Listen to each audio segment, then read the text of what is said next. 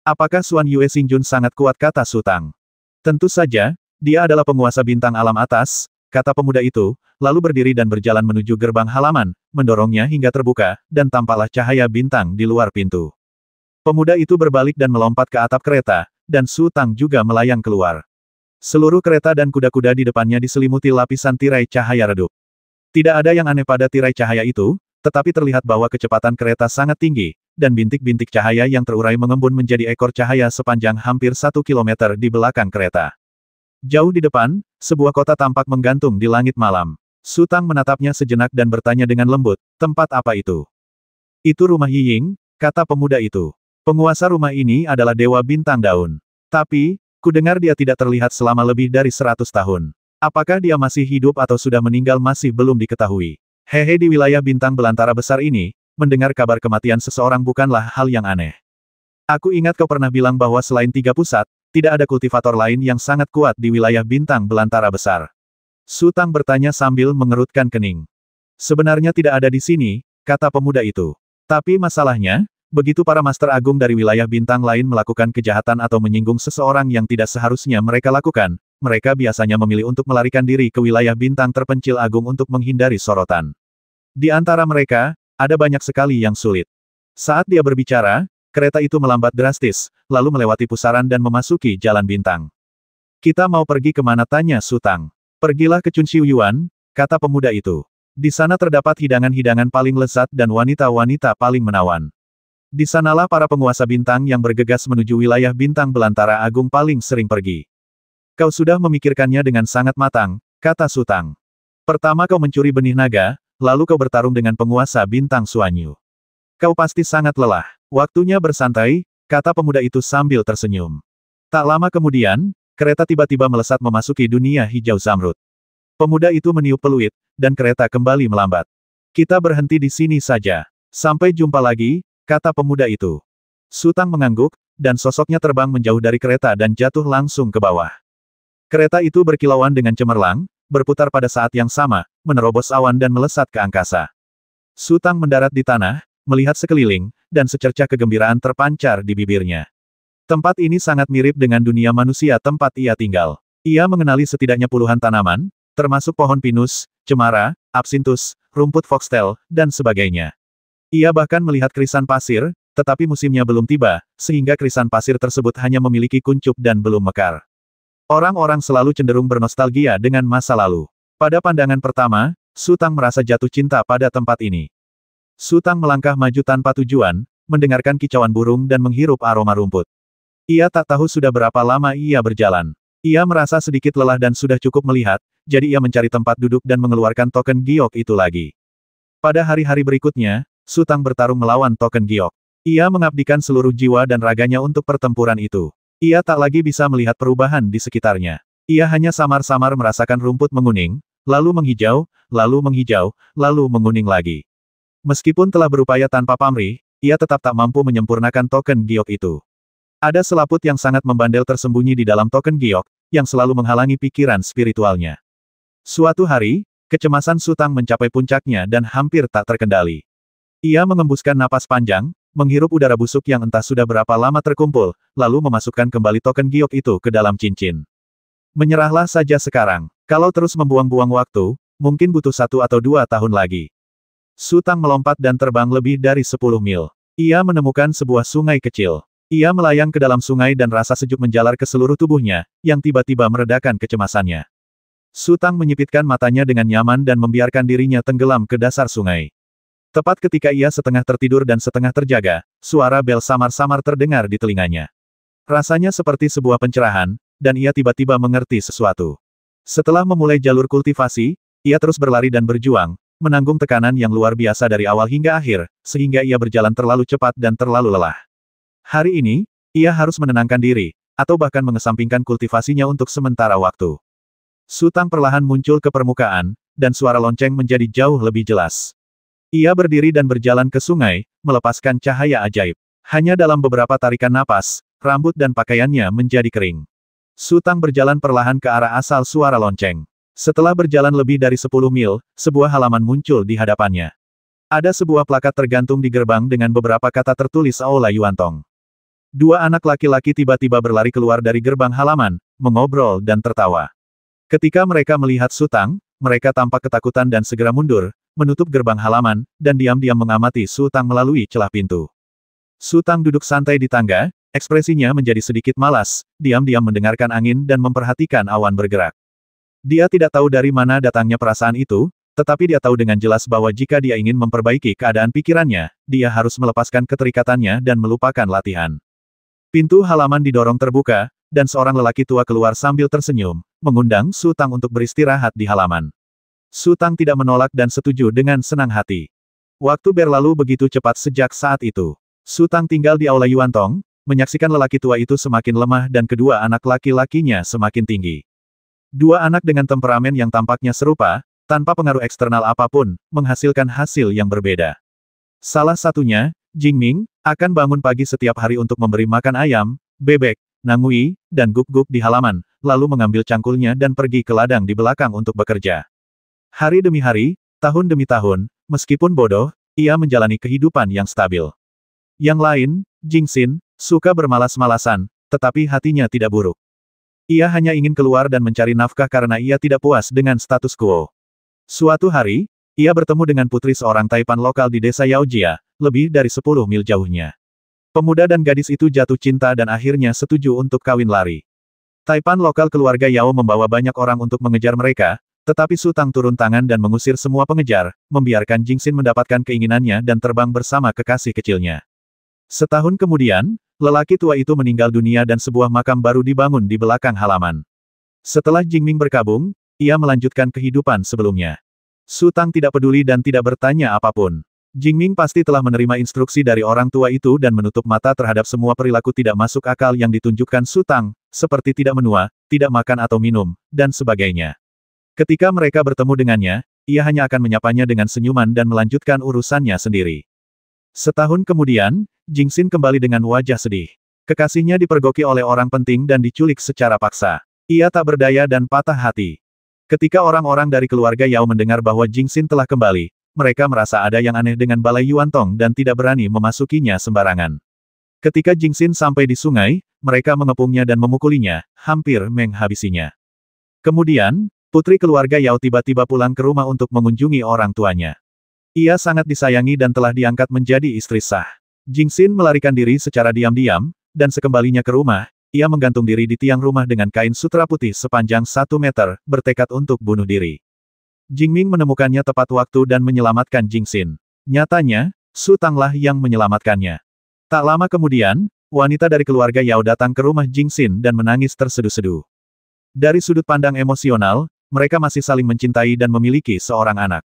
Namun, pria besar itu adalah seorang kultivator terkenal di Akademi Chunkyu. Konon, ia telah mencapai puncak yang mulia agung. Kaisar pun murka dan darah mengalir deras. Para kultivator tingkat yang mulia agung jauh lebih mengerikan daripada para pangeran di Akademi Chunkyu. Jika mereka berani melawan, bukan hanya Jingxin yang akan diinjak-injak sampai mati seperti semut, tetapi bahkan keluarga Yao pun akan hancur. Secara logika, karena dia sudah menganut semangat mulia pengorbanan diri, dia harus menaatinya sampai akhir, tetapi wanita dari keluarga Yao itu tidak bisa melepaskannya dan ingin bertemu Jingxin untuk terakhir kalinya. Lebih baik tidak bertemu daripada bertemu. Jika tidak bertemu, mungkin kau masih bisa menahan siksaan, tetapi begitu bertemu, kau tak akan bisa lagi mengendalikan akal sehatmu. Akibatnya, para wanita dari keluarga Yao tetap tinggal dan menjalani kehidupan sederhana bersama Jingxin. Bahkan, mereka juga tahu bahwa ini adalah secercah cahaya terakhir dalam hidup mereka. Keluarga Yao tidak akan membiarkan mereka pergi, dan orang penting itu akan datang untuk menyelesaikan masalah mereka cepat atau lambat.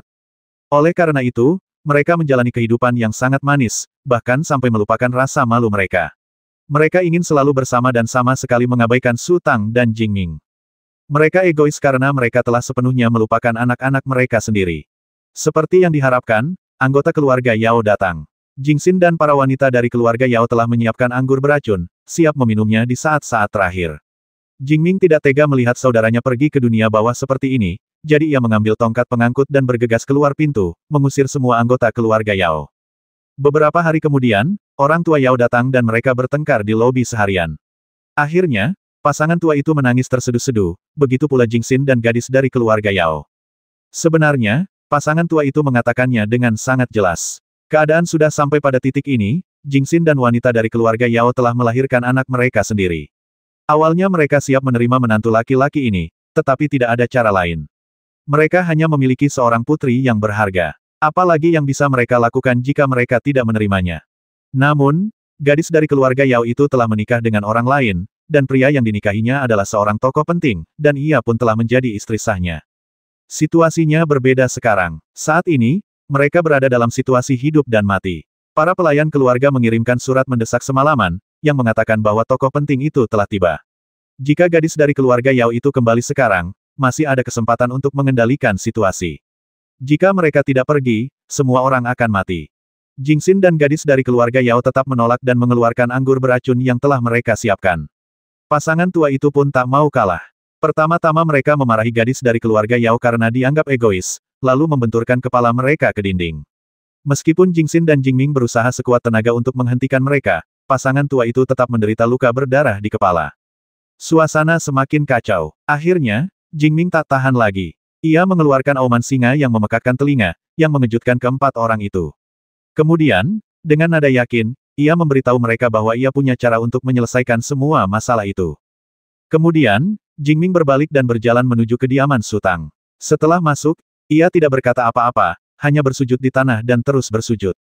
Sutang telah melihat semua yang telah terjadi selama bertahun-tahun ini, dan dia merasa kecewa tanpa alasan. Tampaknya semua bentuk kehidupan cerdas berjuang dengan caranya masing-masing, dan proses perjuangan itu sendiri adalah kehidupan. Para praktisi berjuang demi hidup mereka melawan surga, sementara orang-orang biasa mengejar kebahagiaan yang mereka inginkan, atau berusaha mencapai cita-cita yang mereka inginkan. Perjuangan itu sendiri tidak ada hubungannya dengan kebesaran atau kekecilan, juga tidak dengan benar atau salah. Sama seperti kegigihan putus asa yang ditunjukkan Jingxin dan gadis dari keluarga Yao di saat-saat terakhir, ia tersentuh. Banyak orang yang patah semangat, mundur, dan daya juang mereka terkikis oleh waktu. Di permukaan, mereka tampak telah menyerah sepenuhnya, tetapi sebenarnya, mereka hanya menyembunyikan antusiasme mereka karena tidak ingin terluka.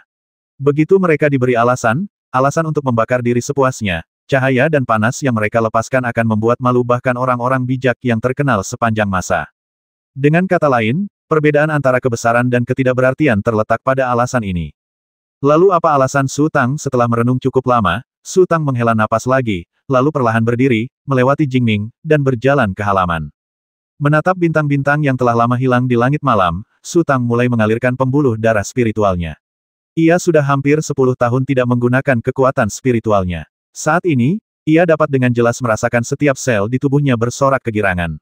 Lingkaran cahaya putih menyebar seperti riak. Rumput dan pepohonan di halaman bergoyang dan tumbuh dengan liar, dan orang bahkan dapat mendengar suara gemerisik yang mereka buat saat tumbuh. Saat berikutnya, lingkaran cahaya mulai mengembun ke dalam tubuh Sutang, dan pupil matanya yang kusam perlahan menjadi cerah. Jingming berjalan keluar dan berdiri di belakang Sutang dengan hormat, menundukkan kepalanya. Meskipun agak canggung, ia bukan orang bodoh. Lagi pula, lelaki tua itu telah meninggalkan surat wasiat untuknya ketika ia meninggal. Dengan keterampilan mental sederhana yang ia latih, ia mampu membuat kemajuan pesat hingga ia dapat dengan mudah mengusir puluhan pelayan keluarga Yao sendirian. Semua ini berkat Sutang. Ketika berlatih di ranah asli, hal terpenting adalah memiliki urat spiritual yang baik, dan di langit berbintang, hal terpenting adalah memilih guru yang tepat, terutama makhluk agung yang telah mencapai ranah dewa sejati. Mereka sendiri adalah matahari yang memancarkan vitalitas tak terbatas dan bermanfaat bagi semua makhluk. Meskipun perkembangan Sutang masih jauh dari sempurna, ia tetap memancarkan energi spiritual setiap hari. Energi spiritual ini meresap ke udara di sekitarnya dan membawa manfaat besar bagi Jingming. Apa yang akan datang cepat atau lambat akan datang. Jingxin, gadis dari keluarga Yao, dan pasangan tua itu tidak sepenuhnya percaya pada janji Jingming, tetapi mereka harus mencobanya dan hanya bisa menunggu dengan cemas. Namun, Jingming belum kembali. Orang-orang di lobi diusir dengan kasar, dan kemudian sesosok tubuh berjalan masuk dengan angkuh. Dia seorang pria tua, jauh lebih tua daripada pasangan tua itu. Gadis dari keluarga Yao belum berusia 20 tahun, dan pasangan tua itu baru berusia awal 40-an, sementara pria tua yang menerobos masuk itu setidaknya berusia lebih dari 60 tahun. Tatapan lelaki tua itu langsung tertuju pada gadis dari keluarga Yao. Gadis dari keluarga Yao itu cantik dan tanpa celah, terlahir dengan tubuh yang menawan dan napas semanis anggrek. Begitu disentuh pria, tubuhnya akan selembut kapas, membuat pria itu merasa seperti sedang berbaring di ranjang brokat. Dalam istilah industri, gadis seperti itu disebut tulang brokat. Lelaki tua itu mempraktikkan jalan kebahagiaan, jadi meskipun gadis dari keluarga Yao itu berasal dari keluarga biasa, ia menganggapnya sebagai harta karun dan menjadikannya istri setelah ia memasuki rumah. Saat itu, melihat gadis dari keluarga Yao memeluk Jingxin dengan erat dan menatapnya dengan ngeri, lelaki tua itu langsung murka dan meraung, berani sekali kau, budak rendahan. Sebelum dia selesai berbicara, lelaki tua itu telah menghunus pedang panjang, dan cahaya pedang itu seperti pelangi, bergulir ke arah Jingxin dan wanita dari keluarga Yao. Ia sudah diejek oleh rekan-rekannya karena menjadikan seorang perempuan awam sebagai istri sahnya. Sekarang setelah Nona Yao melakukan sesuatu yang memalukan, jika berita itu tersiar, ia akan malu menghadapi siapapun. Ia tak lagi peduli apakah ia rela melepaskannya atau tidak. Ia harus mengakhiri semuanya. Saat cahaya pedang muncul, sesosok tiba-tiba menghalangi cahaya pedang tersebut. Kekuatan pedang yang menderu, yang cukup untuk mencabik-cabik seluruh aula, lenyap tanpa jejak. Pria tua itu tertegun. Sesaat kemudian, sosok itu melesat ke arahnya dengan kecepatan yang tak terbayangkan. Ia segera memadatkan cahaya pedang, tetapi sebelum pedang itu sempat menusuk, sosok itu mengulurkan tangan dan menamparkan dadanya. Kekuatan spiritual yang dahsyat merasuk ke dalam tubuhnya, menghancurkan pembuluh darah spiritualnya dan meremukkan tulang-tulangnya bagai kayu lapuk. Dalam sekejap, ia jatuh lemas. Saat itu, ia telah menjadi lebih lunak daripada tulang Nona Yao. Su Tang mengulurkan tangannya untuk memegang leher lelaki tua itu, lalu berjalan perlahan. Setelah meninggalkan halaman, halaman itu tampak sepi dan tidak ada seorang pun pengikutnya. Lelaki tua itu datang ke sini sendirian. Tentu saja, hal memalukan seperti itu seharusnya tidak diketahui banyak orang. Lagi pula, dengan kemampuannya, ia sudah cukup mampu menangani semuanya sendiri tanpa bantuan orang lain. Su Tang melepaskan sayap sihirnya, dan sosoknya melesat ke angkasa bagai elang raksasa. Hanya dalam beberapa kilatan, ia menghilang tanpa jejak. Jingming bergegas keluar dan berlutut lagi, bersujud terus-menerus ke arah Su Tang menghilang. Ia tahu Su Tang takkan pernah kembali. Gunung Kaisui, lebih dari 1000 mil jauhnya, adalah tempat suci untuk berkultivasi dan juga terdaftar sebagai salah satu dari 7 sekte utama Akademi Chunkyu. Menjelang fajar, para praktisi masih sibuk seperti biasa. Tiba-tiba, gelombang kekuatan spiritual yang sangat dahsyat menyapu dari kejauhan, bagaikan tekanan nyata yang jatuh bagai merkuri ke tanah, menyelimuti setiap sudut Gunung Kaisui dan membuat banyak praktisi gemetar.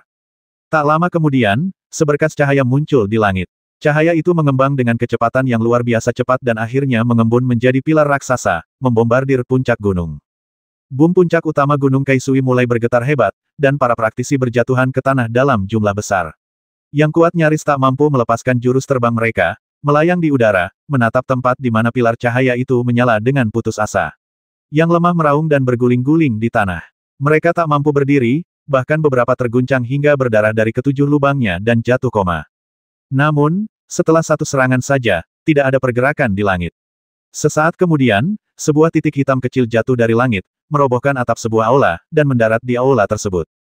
Titik hitam kecil itu ternyata adalah seseorang. Meskipun tubuhnya berlumuran darah dan hancur, penampilannya masih sulit dikenali. Ternyata itu adalah seorang tetua dari alam agung yang mulia di pegunungan. Sebuah lubang raksasa berdiameter puluhan meter tertinggal di puncak gunung, menembus ratusan meter ke dalam gunung. Saat itu, para praktisi tidak dapat mendekat karena suhu tinggi yang dipancarkan dapat membuat rambut dan janggut mereka kering seketika, dan mereka tidak dapat membuka mata. Setelah lebih dari 1 jam hening, para praktisi di Gunung Kaisui mulai sibuk. Kepala gunung, beberapa biksu, dan lebih dari selusin tetua meninggalkan rumah mereka dan berkumpul bersama. Jelas bahwa tetua yang jatuh dari ketinggian itu pasti telah menyinggung makhluk agung, tetapi pihak lain tidak berniat menghancurkan seluruh sekte, jadi ia hanya menggunakan serangannya untuk meninggalkan peringatan bagi Gunung Kaisui. Setelah penyelidikan menyeluruh, jawabannya terungkap. Konon, pertama, istri muda sang tetua tidak kembali tepat waktu, lalu sang tetua pergi dengan marah tanpa membawa seorang murid pun. Itulah akhirnya, mereka tidak punya nyali untuk melanjutkan penyelidikan, dan dengan tegas memerintahkan agar tidak seorang pun di sekte tersebut menyinggung masalah ini lagi, apalagi menyelidiki sebab dan akibatnya tanpa izin. Siang harinya, Su Tang perlahan berjalan memasuki kota yang megah, berbaur dengan orang banyak, dan mengagumi pemandangan yang berbeda-beda sepanjang jalan. Bagi seorang praktisi tingkat Star Lord, hal terpenting yang mereka miliki adalah waktu. Selama mereka dapat terus mengisi ulang energi spiritual mereka, mereka tidak akan pernah menua. Ia telah berhenti berlatih selama hampir 10 tahun, tetapi dengan fondasi yang kuat sebelumnya, penampilannya tidak berubah sama sekali. Namun, yang paling kurang dimiliki oleh praktisi tingkat Star Lord adalah waktu. Seiring dengan peningkatan kemajuan mereka, jumlah rata-rata kekuatan spiritual yang secara tidak sadar terbuang setiap hari akan meningkat secara bertahap. Ketika energi spiritual yang diisi ulang tidak mencukupi, situasinya akan menjadi agak buruk. Oleh karena itu, praktisi tingkat Star Lord harus bekerja keras untuk mendapatkan pengalaman dan berusaha mendapatkan lebih banyak harta spiritual dan eliksir. Namun, Su Tang setenang Gunung Tai. Cincin penyimpanannya berisi kristal kesadaran ilahi dalam jumlah besar dan lebih dari 2000 pil fusi ilahi. Bahkan jika dia tidak melakukan apapun, dia tidak akan kesulitan bepergian selama 100 tahun. Setelah berjalan memutari sudut, sebuah bangunan setinggi lebih dari 2 meter muncul di hadapan saya. Bangunan itu memiliki total 5 lantai. Meskipun gaya arsitektur kota ini sangat megah, bangunan setinggi itu sangat langka. Melihat sekeliling, seharusnya bangunan itu satu-satunya yang seperti itu. Ada beberapa kata besar yang tertulis pada plakat di depan gedung Menara Wangxiang. Su Tang terdiam sejenak lalu menghela napas. Kampung halaman, ia sungguh tak menyangka suatu hari kata ini akan begitu asing. Su Tang berjalan perlahan menuju Menara Wangxiang. Restoran itu besar dan semua kursi terisi. Di lobi lantai 1 saja, ada lebih dari selusin pelayan yang sibuk melayani tamu. Su Tang menaiki tangga hingga tiba di lantai atas. Jumlah orang di sini jauh lebih sedikit daripada di lantai bawah. Ia menemukan tempat duduk di dekat jendela dan perlahan duduk. Seorang pelayan yang berpakaian sangat genit segera datang, menatap Su Tang dengan terkejut pada awalnya, dan kemudian meletakkan menu di atas meja dengan sangat patuh. Su Tang tidak tahu ada aturan di Menara Wangxiang. Harga hidangan akan berlipat ganda di setiap lantai. Di sini, harganya telah naik hampir 20 kali lipat. Siapapun yang berani datang ke sini haruslah orang kaya atau bangsawan. Namun, Su Tang mengenakan kemeja kain kasar yang dibelikan Jingming untuknya, dan dia tidak terlihat seperti orang yang pantas duduk di sini. Namun, pelayan itu sangat teliti. Ia mendapati Su Tang memancarkan aura yang tak terlukiskan. Hanya dengan duduk santai, ia memberi tekanan berat seperti gunung, seolah-olah bahkan jika semua orang di dunia datang, mereka tidak akan mampu mengguncangnya sedikitpun. Su Tang membolak-balik menu, memesan beberapa item secara acak, lalu meletakkan menu di atas meja dan mengalihkan pandangannya ke jendela. Restoran menyajikan hidangan dengan sangat cepat. Hanya dalam beberapa tarikan napas, pelayan datang membawa nampan, meletakkan hidangan satu persatu, lalu berkata dengan senyum manis, "Silakan menikmati hidangan Anda." Lalu ia pergi. Pada saat ini, langkah kaki terdengar di tangga, lalu 7 atau 8 orang perlahan naik ke lantai 5. Pelayan itu terkejut melihat para tamu baru. Para tamu di beberapa meja juga tampak terkejut. Mereka bahkan lupa makan, berhenti bicara, dan menatap ke arah mereka dengan bodoh. Beberapa orang yang datang melihat sekeliling. Salah satu pria bertubuh besar melambaikan tangan kepada pelayan dan berkata, "Apakah tidak ada orang di Aula Zengqi?"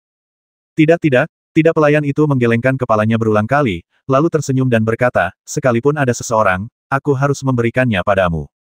"Gadis kecil, kau pandai sekali bicara." Pria besar itu berkata sambil tersenyum, "Bersiaplah, kita akan segera kedatangan tamu."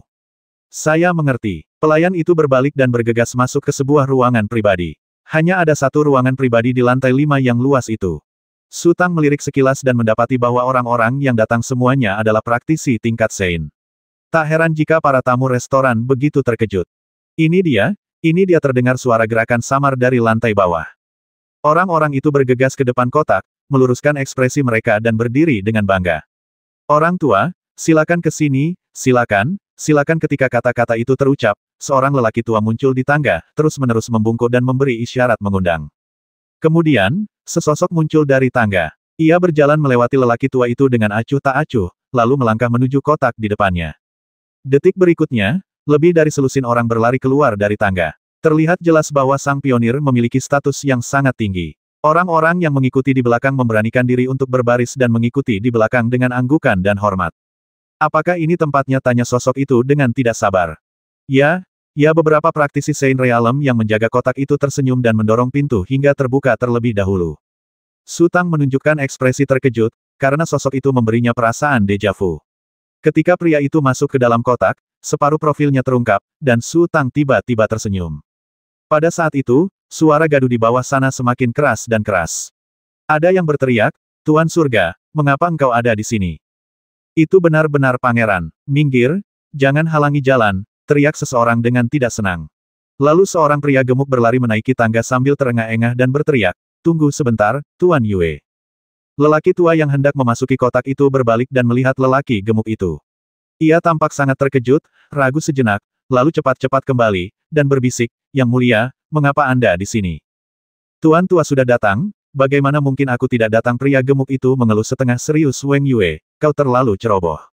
Bagaimana kau bisa menjamu tuan tua di tempat seperti ini? Undang tuan tua ke istanaku. Pak tua itu selalu tidak suka birokrasi yang berbelit-belit, dan kami hanya ingin makan sederhana, jadi tidak perlu merepotkan Yang Mulia. Pak tua itu berkata dengan cemas, Yang Mulia, sebaiknya Anda kembali dulu. Saya akan bicara lagi nanti jika ada hal lain. Setelah mengatakan ini, lelaki tua itu berbalik dan hendak pergi. Pria gemuk itu buru-buru mengulurkan tangan dan meraih lengan baju lelaki tua itu. Jangan cemas, Tuan Yue, jangan cemas. Bisakah Anda memberi saya kesempatan untuk mengenal Anda? Yang Mulia, apa kau bercanda? Ekspresi lelaki tua itu berubah. Tidak ada yang bisa menebak emosi lelaki tua itu. Kalau dia marah, kita.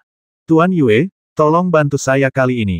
Pria gemuk itu juga cemas. Saya mengesampingkan semua urusan politik dan berlari ke sini dengan mempertaruhkan nyawa saya hanya untuk mengenal Anda. Tuan Yue, Anda seharusnya tahu bagaimana saya memperlakukan Anda selama bertahun-tahun.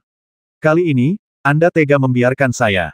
Ini pria tua itu tersenyum kecut, lalu merenung sejenak. Yang Mulia, silakan tinggal di sini. Ketika pria tua itu keluar, saya akan memperkenalkannya kepada Anda, oke? Tidak apa-apa, pria gemuk itu menghela napas lega. Kalau begitu, aku akan pergi menemani orang tua itu dulu, kata orang tua itu, lalu bergegas menuju kotak itu. Para tamu di aula tampak gelisah. Apa gerangan yang baru saja masuk tak hanya membuat Yue Weng yang tersohor di dunia begitu gugup, sang pangeran pun berlari menghampiri dengan penuh semangat. Dan melihat senyum pria gemuk itu, rasanya menginap di sini adalah suatu kehormatan besar. Pria gemuk itu melambaikan tangannya, dan beberapa prajurit berbaju zirah segera menghampirinya dan menyerahkan handuk keringat. Pria gemuk itu menyeka wajahnya, berbalik dan melihat para tamu di aula, lalu berkata dengan sedih, Pak tua itu sedang makan malam di Wang Xianglou. Mengapa dia membiarkan orang-orang ini tetap di sini? Biarkan mereka pergi, saya yang akan membayar tagihannya. Beberapa prajurit berjalan menuju beberapa meja secara terpisah. Para tamu tentu saja tidak berani berdebat dengan sang pangeran, apalagi ada yang membayarkan tagihan mereka. Meskipun mereka yang bisa duduk di lantai 5 tidak kekurangan uang sedikit ini, undangan sang pangeran setidaknya merupakan masalah harga diri, jadi mereka semua berdiri sambil tersenyum. Su Tang merenung sejenak, lalu melayang dan berjalan menuju kotak itu. Mau kemana? Tangganya ada di sana. Seorang prajurit mengulurkan tangannya untuk menghalangi jalan Su Tang. Su Tang mengulurkan tangan dan dengan lembut mendorong lengan prajurit itu, dan prajurit itu pun jatuh ke belakang tanpa sadar. Ia terhuyung beberapa langkah dan tidak dapat menjaga keseimbangan, sehingga ia pun jatuh ke tanah. Beraninya kau, pria gemuk itu murka. Ia kemudian menyadari bahwa lelaki tua itu masih di dalam. Ia segera merendahkan suaranya dan berteriak, tangkap dia. Beberapa prajurit berbalik dan bergegas menuju Su Tang, dan para praktisi tingkat suci yang menjaga pintu kotak semuanya menunjukkan ekspresi serius. Bagaimanapun, mereka adalah praktisi terbaik di Akademi Chunkyu. Meskipun Su Tang tidak mengalirkan pembuluh darah spiritualnya, mereka dapat merasakan tekanan yang menembus ke dalam tulang mereka. Sosok Su Tang melintas sekilas, muncul tepat di depan pintu kotak, lalu mengulurkan tangan dan membuka pintu geser. Beberapa praktisi tingkat Sein tercengang dan membuat lelaki tua itu khawatir. Mereka jelas tidak bisa disalahkan, tetapi sudah terlambat untuk bertindak sekarang. Pria gemuk itu ingin memerintahkan para prajurit untuk mengejarnya, tetapi dengan memutar matanya, ia mengubah rencananya dan menunjukkan senyum muram. Ia menunggu untuk menyaksikan pertunjukan itu. Ia memperkirakan sesaat lagi, anak itu akan dicabik-cabik oleh lelaki tua yang marah itu. Ketika Su Tang memasuki ruangan pribadi itu, lelaki tua itu benar-benar tercengang. Ia tak percaya ada orang yang berani masuk dan mengganggunya. Dengan begitu banyak penjaga di luar, apa mereka semua bodoh? Suasana di dalam kotak tiba-tiba menjadi sangat sunyi, lalu terdengar tawa keras Shadow Demon Star Lord. Kau hahaha, kita memang ditakdirkan, sungguh kebetulan, sungguh kebetulan. Ini bukan kebetulan, kata Su Tang sambil tersenyum, sudah hampir 10 tahun, kan? Ada begitu banyak wilayah bintang, dan semuanya begitu luas. 10 tahun hanyalah sekejap mata. Rasanya seperti kita baru saja putus, dan sekarang kita bersama lagi. Bukankah ini takdir? Pria tua itu tertawa dan berkata, duduklah, Lao Yue, minggir. Pria tua di dalam kotak itu masih belum bereaksi saat ini, dan berdiri kaku seperti boneka. Sebenarnya, bukan hanya dia. Orang-orang di luar sudah berubah menjadi patung, terutama pria gemuk itu. Meskipun dia bukan seorang kultivator, bagaimanapun juga dia adalah seorang pangeran, dan dia memiliki kecerdasan yang sesuai. Dia tidak mendengar apapun dengan jelas, tetapi ketika dia mendengar kata Star Lord, dia tahu apa artinya, dan wajahnya memucat. Tidak perlu, aku akan duduk saja di sini, kata Su Tang, lalu menarik kursi dan duduk kembali. Apa yang disebut empat besi dalam hidup, seperti membawa senjata bersama dan menjadi teman sekelas bersama, sebenarnya merujuk pada pengalaman yang sama, yang memudahkan untuk menumbuhkan rasa percaya. Karena itu, Su Tang sangat senang bertemu seorang kenalan. Orang yang duduk di kursi utama tidak lain adalah penguasa bintang venue. Terakhir kali mereka bekerja sama dengan sempurna, dan yang lebih penting, mereka tidak hanya memiliki awal yang baik, tetapi juga akhir yang baik. Venue Xingjun mengamati Su Tang dengan saksama. Setelah beberapa saat, ia mendesah pelan, hanya dalam 10 tahun, kau telah banyak berubah. Sepertinya kau telah mengalami petualangan yang luar biasa. Aku baik-baik saja, Su Tang berkata perlahan. Bagaimana dengannya? Penguasa bintang venue tentu tahu bahwa Su Tang bertanya tentang penguasa bintang Zhen Miao. Ia tersenyum pahit dan berkata, dia juga ada di sini. Di sini Su Tang mengangkat alisnya. Ya, venue Xingjun menggelengkan kepalanya, hanya saja kondisinya tidak baik. Tidak bagus, ada apa, tanya Su Tang buru-buru. Wanita gila itu dialah yang menyebabkan semua ini terjadi. Kata venue Xingjun getir, lalu mengalihkan pandangannya ke lelaki tua itu. Yue tua, silakan pergi sebentar. Kita ada sesuatu yang perlu dibicarakan. Bersihkan menara Wang siang ini. Jika ada yang berani berkeliaran, aku akan menghabisi mereka tanpa ampun jika kutemukan. Saya mengerti, hamba tua. Pria tua itu berdiri dengan tergesa-gesa dan berjalan keluar. Masalah apa lagi yang dia hadapi, tanya Su Tang dengan suara rendah. Kupikir dia sudah gila, tapi ternyata ada orang di antara mereka yang lebih gila lagi. Venue Xingjun pun merendahkan suaranya, dengan raut wajah ketakutan. Apa yang sebenarnya terjadi? Su Tang semakin penasaran. Hanya dengan mengingatnya saja, Venue Xingjun menunjukkan ekspresi ketakutan seperti itu. Sesuatu yang besar pasti telah terjadi saat itu. Seseorang datang menjemputku dan penguasa bintang Zhen Miao. Ketika dia mengetahui bahwa kami telah melenyapkan pangeran ke-9 Jiaotu, dia tiba-tiba punya ide untuk memanfaatkan berita kematiannya untuk memasang jebakan dan menghabisi pangeran-pangeran lain yang datang, kata penguasa bintang venue dengan suara rendah. Berani sekali, Su Tang terkejut. Sudah kubilang, mereka semua gila. Kata venue Xingjun, mereka bahkan tidak mempertimbangkan kemampuan mereka sendiri, mereka berani melakukan apa saja. Lalu bagaimana, tanya Su Tang lagi. Yang pertama tiba adalah pangeran ke-6 Gongfu. Penguasa bintang venue merasa sedikit gelisah. Ia melihat sekeliling dan menyadari bahwa tempat ini memang aman dan tidak ada yang menguping. Ia melanjutkan dengan suara pelan, saat itu, pasar gelap sedang dibuka di wilayah bintang 9 surga. Pangeran ke-6 Gongfu pergi ke pasar gelap dan ditemukan oleh orang-orang mereka. Entah bagaimana mereka memanfaatkannya, tetapi mereka benar-benar mengikuti pangeran ke-6 Gongfu sampai ke wilayah bintang yang tidak disebutkan namanya. Kemudian, Pangeran ke-6 Gongfu merasakan ada yang mengikutinya, dan perkelahian pun terjadi. Siapa yang menang, tanya Su Tang. Bagaimana semuanya berakhir? Apa kau perlu bertanya? Venue Star Lord mencibir. Mereka awalnya mengira pangeran ke-6 Gongfu hanya berada di level bawah Star Lord, dan mereka pikir mereka pasti menang karena mereka memiliki harta karun ajaib. Siapa sangka pangeran ke-6 Gongfu telah mencapai level atas Star Lord, dan hanya selangkah lagi untuk menjadi dewa sejati. Bagaimana mungkin mereka bisa mengalahkannya? Su Tang tiba-tiba terdiam. Pangeran ke-6 Gongfu juga pergi ke pasar gelap. Mungkinkah ini hanya kebetulan? Xuan Yue Xingjun adalah orang yang mengincar Su Tang di pasar gelap. Pria parubaya yang tiba-tiba muncul dan sangat kuat itu juga diusir dari pasar gelap. Mungkinkah dia adalah Pangeran Gongfu ke-6? Saat itu, Pangeran ke-6 Gongfu penuh luka, jelas baru saja terlibat pertempuran sengit. Apakah ini ulah Zhen Miao Xingjun dan yang lainnya? 22 penguasa bintang Luo kecil, 10 penguasa bintang Luo besar, ditambah 2 penguasa bintang, pada akhirnya, mereka musnah total. Kata penguasa bintang venue dingin, untungnya, aku pintar. Apapun yang mereka katakan, aku tidak mengikuti mereka dalam kenakalan mereka. Penguasa bintang Zhen Miao hanya ingin mengamati pertempuran, tetapi akhirnya terkena dampak dan menderita luka parah. Dia belum pulih. Kau baru saja bilang mereka sedang bertempur mati-matian melawan pangeran ke-6 Gongfu di wilayah bintang tanpa nama. Su Tang bertanya dengan lembut, apakah ada yang tak bernama di wilayah bintang itu? Terlalu banyak. Venue Xingjun menatap Su Tang dengan tatapan aneh. Lapangan bintang itu seperti manusia, dengan pasang surutnya. Setelah miliaran tahun beroperasi, energi spiritual di ladang bintang itu habis, para praktisi melarikan diri jauh, dan akhirnya menjadi tak bernyawa, dan namanya pun perlahan terlupakan. Di mana Zhen Miao Xingjun? Su Tang mengganti topik pembicaraan. Ayo, aku akan mengajakmu menemuinya. Venue Xingjun berdiri, lalu teringat sesuatu dan berbisik kepada Su Tang, dia punya kesan yang baik tentangmu. Dia sudah sering menyebutmu dan bahkan bilang dia kasihan padamu dan seharusnya tidak melibatkanmu. Hehehe, dia hanya mengatakannya secara lisan. Kalau sampai terjadi lagi, dia pasti akan tetap mengajakmu. Hehe, Sutang tersenyum. Jadi, kalau dia mengajakmu bergabung dengan Liga Tiandao mereka, kamu tinggal tolak saja. Dia pasti sudah merasa bersalah dan tidak akan marah lagi. Fenyu Xingjun berkata, jangan coba-coba terlibat dengan mereka. Tidak ada masa depan. Lalu mengapa kamu terus mengikutinya, tanya Sutang sambil tersenyum. Aku berbeda. Fenyu Xingjun mendesah, reputasiku sangat buruk.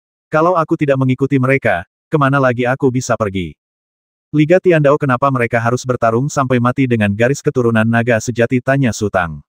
Untuk tradisi tahu mereka yang omong kosong. Fenyu Starlord mencibir, ayo, aku akan membawamu menemui Zhen Miao Starlord. Begitu ia selesai berbicara, sosok Dewa Bintang Fenyu terbang keluar dari jendela. Yue Weng sangat patuh dan benar-benar membersihkan semua orang di Menara Wangxiang.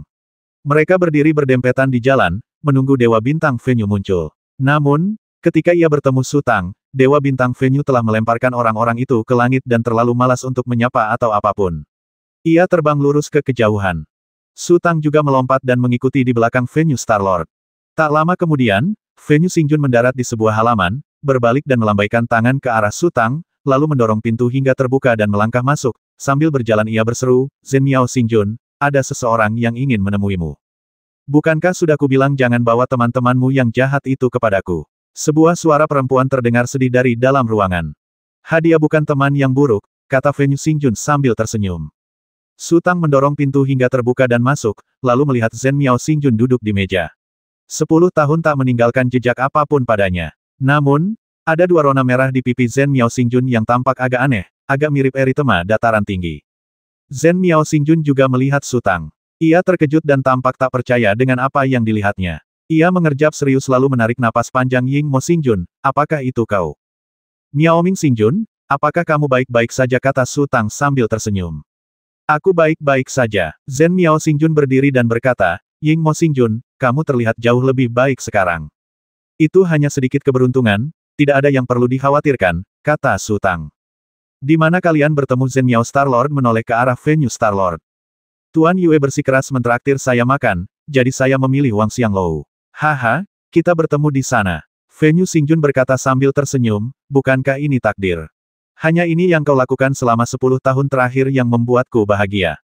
Zhen Miao Xingjun berkata sambil tersenyum kecut, Ying Mo Xingjun, dari mana asalmu?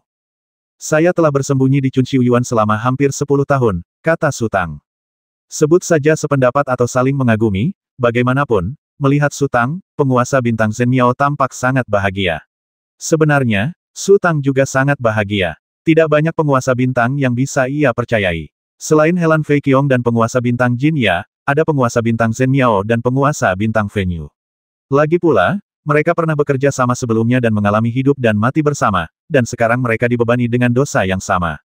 Tentu saja, tingkat kepercayaan berbeda-beda. Ia sepenuhnya mempercayai Helan Fei Qiong, memiliki beberapa keraguan terhadap penguasa bintang Gagak Emas, dan agak waspada terhadap penguasa bintang Zhen Miao dan penguasa bintang Fenyu. Mereka bertiga mengobrol dengan riang. Setelah beberapa saat, Zhen Miao Xingjun bahkan pergi ke dapur sendiri, membuat beberapa lauk, dan mengeluarkan sebotol anggur berkualitas. Harta karun yang dimiliki oleh Dewa Bintang Zhen Miao tentu saja adalah anggur spiritual yang langka dan berkualitas tinggi. Bahan-bahan untuk beberapa lauk pauk juga berasal dari harta karun langka yang tersimpan di dalam cincin tersebut. Saat mereka mengobrol, Sutang menyinggung cedera Zhen Miao Xingjun. Ia menatap Zhen Miao Xingjun dan bertanya, ku dengar cederamu belum sembuh. Ya, Zhen Miao Xingjun mengangguk dan berkata, aku telah melukai istana unguku. Pil biasa tidak efektif. Aku hanya bisa pulih perlahan. Anda memiliki begitu banyak orang luar biasa di Liga Tiandao Anda, dan Anda telah memberikan kontribusi besar bagi Liga Tiandao. Apakah ramuan ajaib saja bisa menjadi masalah bagi Anda, tanya Sutang. Aliansi Dao Surgawi, hehe. Apa Fenyu Xingjun sudah memberitahumu tentang ini? Zhen Miao Xingjun melirik Fenyu Xingjun, matanya penuh pujian. Kalau saja ada obat spiritual lain, pasti mudah diatasi, tapi istana unguku dirusak oleh kekuatan naga. Para tetua aliansi bilang kalau obat spiritual yang kita miliki saat ini adalah harta langka yang jarang terlihat dalam 1000 tahun, dan aliansi tidak memilikinya. Penguasa bintang Fenyu menundukkan kepalanya dan menyeringai diam-diam. Penguasa bintang Zhen Miao salah paham dan mengira dia dan Sutang menyebutkan Liga Tiandao dengan tujuan mengajak Sutang bergabung. Tapi dasar bocah, jangan sampai keceplosan. Oh, jadi begitu, Sutang mengerti. Penguasa bintang Ibel Bayangan, sudahkah kau memutuskan kemana kau akan berlatih, tanya penguasa bintang Zhen Miao tiba-tiba.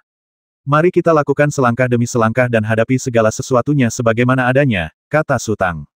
Ikuti saja alurnya. Zhen Miao Xingjun menggelengkan kepalanya. Kamu terlalu optimis. Apa maksudmu? Su Tang tertegun dan bertanya balik. Tahukah kau bagaimana sekte-sekte besar di bidang bintang itu terbentuk? Tanya Zhen Miao Xingjun. Tidak tahu. Mereka datang dari berbagai wilayah bintang, berkumpul, dan memilih kultivator terkuat untuk menjadi pemimpin mereka. Ini untuk melindungi kultivasi mereka sendiri, dan mereka dapat melakukan banyak hal yang mustahil dilakukan dalam keadaan normal. Zhen Miao Xingjun berkata perlahan menjelajahi wilayah bintang sendirian tidaklah memungkinkan. Gangguan sekecil apapun akan menyulitkan mereka untuk maju. Su Tang mendesah dalam hati. Apakah mereka benar-benar mulai membujuknya untuk bergabung? Ia melirik Fenyu Xingjun, lalu menggelengkan kepala dan berkata, Zhen Miao Xingjun, aku tahu kau punya sekte, sela Zhen Miao Xingjun, tapi itu tidak menghalangimu untuk menjadi tamu kehormatan Liga Tiandao. Hehehe, dengan identitas tambahan ini, kau bisa mendapatkan yang terbaik dari dua dunia. Misalnya, jika sektemu sedang kesulitan, kau bisa meminjam kekuatan Liga Tiandao untuk membantumu, sehingga dengan mudah meningkatkan prestisemu di dalam sekte. Jika Liga Tiandao membutuhkan bantuan, kau bisa mengendalikan kekuatan sekte secara diam-diam, dan para tetua di aliansi secara alami akan mengagumimu. Zhen Miao Xingjun, kau hanya mengatakan hal-hal yang baik. Su Tang berkata, bagaimana jika sekteku dan Liga Tiandao mendapat masalah? Apakah sekte Anda merupakan keturunan naga sejati? Tanya Zhen Miao Xingjun. Tidak, Su Tang menggelengkan kepalanya. Sebenarnya, dia tidak menganut sekte manapun. Dia hanya mencari-cari alasan untuk mengelak dari tanggung jawab. Kalau begitu, tidak akan ada masalah dalam hal ini, kata Zhen Miao Xingjun. Kalaupun ada, kalian bisa memutuskannya hanya dengan satu kata. Setidaknya di pihak Liga Tiandao, saya akan mendukung kalian sepenuhnya. Bahkan jika Liga Tiandao mengalami kerugian, tidak masalah. Setelah mengatakan ini, Dewa Bintang Zhen Miao mengedipkan mata pada Dewa Bintang Fenyu. Dewa Bintang Fenyu hanya menyesap anggurnya dalam diam, seolah-olah ia tidak melihat apa-apa. Dewa Bintang Zhen Miao terbatuk kering dan berkata perlahan, Dewa Bintang Fenyu, kau juga harus mengatakan beberapa patah kata. Aku Fenyu Xingjun tertegun. Peringatannya kepada Su Tang bukan dimaksudkan untuk merendahkan Zhen Miao Xingjun, melainkan berasal dari perasaannya sendiri. Fenyu Xingjun telah bimbang. Jika dia pergi, dia akan kesulitan menemukan tempat lain, dan Zhen Miao Xingjun adalah satu-satunya yang paling menghargainya. Jika dia tetap tinggal, dia akan hidup dalam ketakutan terus-menerus, takut seorang kultivator naga sejati akan mencarinya. Akhirnya, dia akan hidup dalam ketakutan terus-menerus, membuatnya sangat sulit baginya. Berbicara, Zhen Miao Xingjun melotot. Penguasa bintang Ibel bayangan, sebenarnya, status pejabat tamu senior sudah sangat tinggi. Kata penguasa bintang Fenyu dengan cemberut, aku sudah mengenal penguasa bintang Zhen Miao selama bertahun-tahun.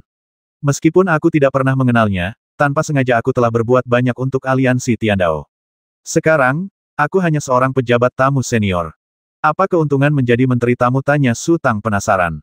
Banyak manfaatnya. Raja Bintang Zhen Miao sangat gembira melihat Su Tang tertarik, sementara Raja Bintang Fenyu hampir menggigit lidahnya dan mengedipkan mata pada Su Tang dengan keras, yang berarti apa yang dia katakan sekarang hanyalah omong kosong dan tidak bisa dianggap serius. Apa yang kukatakan sebelumnya adalah kebenaran. Misalnya, Anda akan menerima dua liontin giok, kata Zhen Miao Xingjun, satu adalah liontin kepercayaan, dan yang lainnya adalah liontin kehormatan. Apa gunanya? Tanya Su Tang lagi. Liga Tiandao saya memiliki mata-mata di setiap wilayah bintang, kata Zhen Miao Xingjun. Dimanapun atau apapun beritanya, Anda akan menjadi orang pertama yang mengetahuinya. Apa maksudnya? Su Tang merasa sedikit bingung. Zhen Miao Xingjun mengeluarkan token giok, lalu mengedarkan kekuatan spiritualnya, dan beberapa baris kata muncul pada token giok tersebut. 9 Langit 66 sebuah harta karun langka muncul di area asli Hongmen Mansion di wilayah bintang 9 Langit, yang telah membuat khawatir perbaikan Juntian Xingsu. 3 penguasa bintang Daluo telah bergegas ke area asli. Jiu Tianxiki itu salah. Ada 1 penguasa bintang Daluo dan 2 penguasa bintang Xiao Luo. Saudara-saudara, ini tawaran yang bagus. Siapa yang mau ikut? Molten 21 aku pergi. Aku baru saja keluar dari karantina dan akan segera ke sana. Tianlei Jiu tambahkan saya. Kata-katanya masih menyegarkan. Melihat ini, Su Tang hampir melompat. Ini Wecat. Bagaimanapun, ia telah mengintegrasikan jiwa dari masyarakat postmodern dan sangat memahami kekuatan informasi. Memiliki benda ini di tangannya akan memberinya kemudahan yang tak terbayangkan. Apa itu? Wecat Zhen Miao Xingjun tercengang. Su Tang terbatuk kering. Ia hampir tak bisa menahan keinginannya untuk merebut liontin giok itu dan bertanya, bagaimana dengan liontin Sun? Apa kegunaannya? Medali itu adalah simbol statusmu. Liga Tiandao kita berbeda dari sekte lain, kata Zhen Miao Xingjun perlahan, perubahan status semuanya ditentukan oleh nilai medali. Semua orang bisa melihatnya sekilas, dan tentu saja mereka yakin. Bagaimana nilai kehormatannya dihitung, tanya Su Tang. Banyak, macam-macam. Zhen Miao Xingjun tersenyum dan menjabat liontin surat di tangannya. Kau juga melihatnya. Seseorang baru saja mengatakan bahwa sebuah harta spiritual lahir di daerah primitif rumah Hongmen di wilayah bintang Jiutian. Mereka yang memberikan informasi akan menerima beberapa poin kehormatan. Mereka yang mengoreksi informasi dan membuatnya lebih akurat juga akan menerima poin kehormatan. Ada lagi, tanya Su Tang. Misalnya, aliansi akan mengeluarkan misi secara berkala. Mereka yang menyelesaikannya akan menerima sejumlah besar penghargaan dan bahkan mungkin menyelamatkan rekan mereka. Zhen Miao Xingjun berkata, jika kamu bergabung dengan aliansi Tiandao dan menerima kepercayaan dan penghargaan, kamu akan mengerti. Kau hanya mengatakan hal-hal baik, kata Fenyu Xingjun samar. Kau juga harus mengatakan hal-hal buruknya kepada Yingmo Xingjun, kan ambil contoh terakhir itu. Meskipun idenya bukan darimu, mereka mendasarkan rencananya pada informasimu, jadi kau terlibat. Aliansi menderita kerugian besar, dan akibatnya, kau dikurangi 30.000 poin kehormatan. Kau praktis musnah. Ini juga salahku. Seharusnya aku menghentikan mereka. Zhen Miao Xingjun tersenyum getir. Su Tang mengerutkan kening dan merenung dalam diam. Jauh di lubuk hatinya, ia suka berlatih dengan bebas dan tidak ingin bergabung dengan kelompok manapun. Zhen Miao Xingjun berkata, meskipun aku terlibat kali ini, para tetua di aliansi tahu semua ceritanya. Hanya saja kerugiannya terlalu besar, dan orang-orang yang bertanggung jawab dibunuh oleh Pangeran ke-6 Gongfu, jadi seseorang harus bertanggung jawab, jadi mereka harus menyalahkanku. Sekarang aku tampak sedikit tertekan, tetapi setelah badai benar-benar mereda, mereka akan memulihkan harga diriku. Jika aku merekomendasikan seseorang, mereka pasti akan menganggapnya serius, dan posisi pejabat tamu senior hampir pasti akan diamankan. Oh, jawab Su Tang acuh tak acuh. Selain itu, pada hari pertama kamu bergabung dengan Liga Tiandao, Liga akan memberimu beberapa harta karun yang tak ternilai harganya, kata Zhen Miao Xingjun, termasuk jimat pelarian. Jimat pelarian, Su Tang tertegun. Jimat pelarian bisa membuatmu langsung berteleportasi sejauh 10.000 mil. Ini jimat maha kuasa yang bisa menyelamatkan hidupmu. Zhen Miao Xingjun berkata perlahan, jimat pelarian dibuat sendiri oleh makhluk setingkat dewa sejati dalam aliansi. Hampir tidak ada kemungkinan gagal. Gagal katamu, jimat pelarian itu akan gagal, tanya Su Tang buru-buru. Tentu saja, sebuah jimat berpotensi gagal. Zhen Miao Xingjun tak kuasa menahan diri untuk bertukar pandang dengan Fenyu Xingjun. Lagi pula, sebuah jimat adalah hasil karya, dan tak seorang pun bisa menjamin kesempurnaan 100%. Selain itu, setelah jimat dibuat, jimat tersebut dapat mengalami berbagai kecelakaan. Misalnya, jika jimat terlalu tua, kekuatan spiritualnya akan berkurang drastis, sehingga tidak efektif. Contoh lain, jika jimat terendam air atau terbakar api, atau beberapa runenya rusak, jimat tersebut juga akan menjadi tidak efektif. Aku pernah bertemu dengan seorang Star Lord. Setelah mengalahkannya, aku merebut jimat itu dari tangannya. Lalu, aku terdesak dan terpaksa menjatuhkan jimat itu. Akhirnya aku jatuh langsung ke guanya. Su Tang bertanya, jimat macam apa itu? Tidak mudah menemukan jimat yang bisa melintasi batas bintang. Zhen Miao Xingjun berkata dengan sungguh-sungguh, siapa yang telah kau sakiti lagi? Sudah berakhir. Su Tang tersenyum. Meskipun jimat itu ajaib, efeknya tidak jauh lebih kuat daripada jimat pelarian, kata Zhen Miao Xingjun. Jika kau bergerak lebih dari 10.000 mil jauhnya, kau dapat dengan mudah menyembunyikan keberadaanmu. Medan bintang begitu luas, tak seorang pun akan dapat menemukanmu. Untungnya, kita punya jimat pelarian. Kata Fenyu Xingjun dengan getir, kalau tidak, kita pasti sudah ditahan oleh Pangeran ke-6 Gongfu. Jimat pelarian ini unik dan tak tertandingi, kata Zhen Miao Xingjun. Hampir setiap kultivator di aliansi Dao Surgawi memilikinya, tetapi jimat ini membutuhkan waktu sedikit lebih lama untuk bekerja. Berapa lama waktu yang dibutuhkan, tanya Su Tang. Ini akan memakan waktu setidaknya 1 tarikan napas, kata Zhen Miao Xingjun. Su Tang tak kuasa menahan senyum. Sungguh momen hidup dan mati. 1 tarikan napas terasa terlalu lama. Pantas saja rekan Zhen Miao Xingjun menderita kerugian besar. Mereka mungkin melepaskan jimat pelarian mereka ketika menyadari situasinya tidak tepat. Namun, dalam tarikan napas itu, Pangeran ke-6 Gongfu memulai pembantaian massal dan memberikan pukulan telak bagi mereka. Ada lagi, tanya Su Tang lagi. Sebagai tamu terhormat, Anda akan menerima 1 benih misterius dan 100 pil pelepas jiwa setiap tahun. Setiap 5 tahun, Anda dapat pergi ke aliansi dan mengambil herba langka dan berharga tingkat rendah yang beratnya tidak lebih dari 1 jin.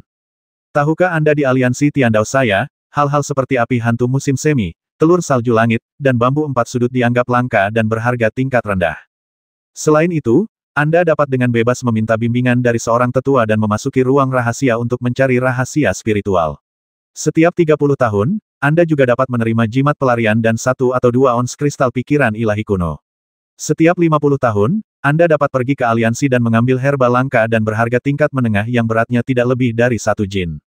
Semuanya gratis. Sutang tak percaya. Ingatannya tajam. Saat menjelajahi pasar gelap, ia kebetulan melihat harga api hantu musim semi. Segenggam kecil saja harganya 800 pil rong sen. Berapa harga 1 kilogram berat badan dibandingkan dengan itu, 1 Xuanjizi per tahun tak ada artinya.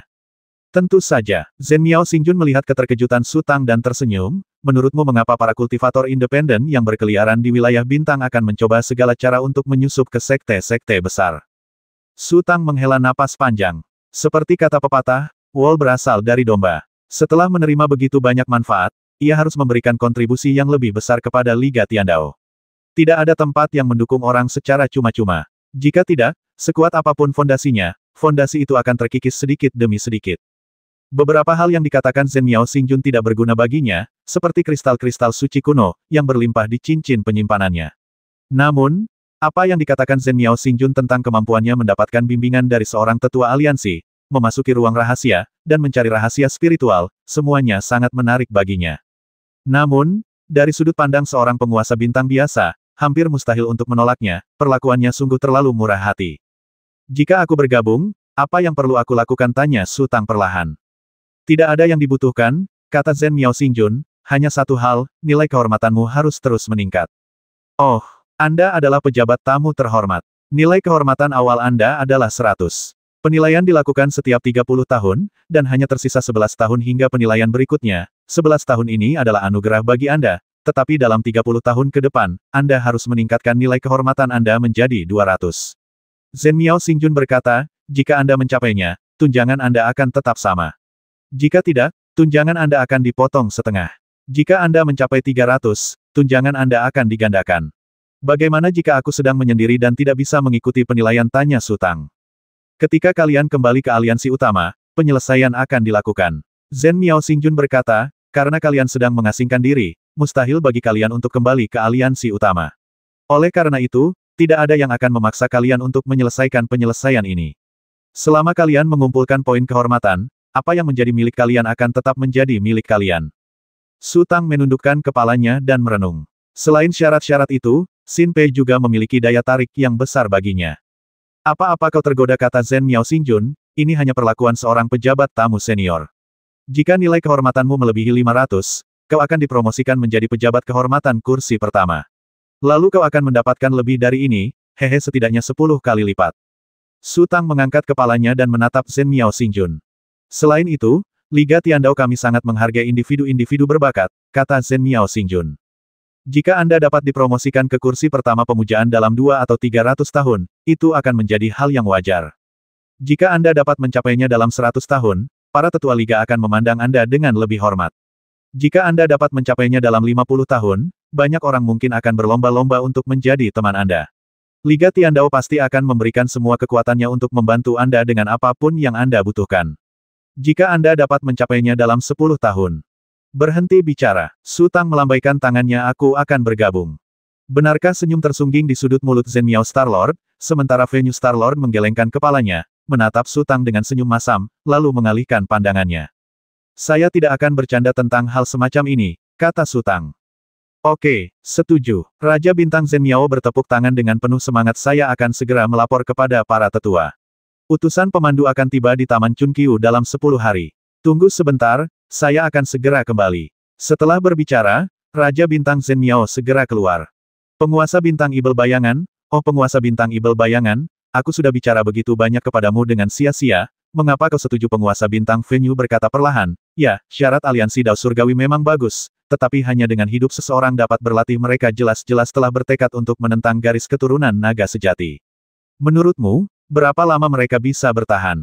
Venue Xingjun, kalau itu kamu, tanpa tahu seluk-beluk masalahnya, apa kamu akan menolak? Sutang tersenyum.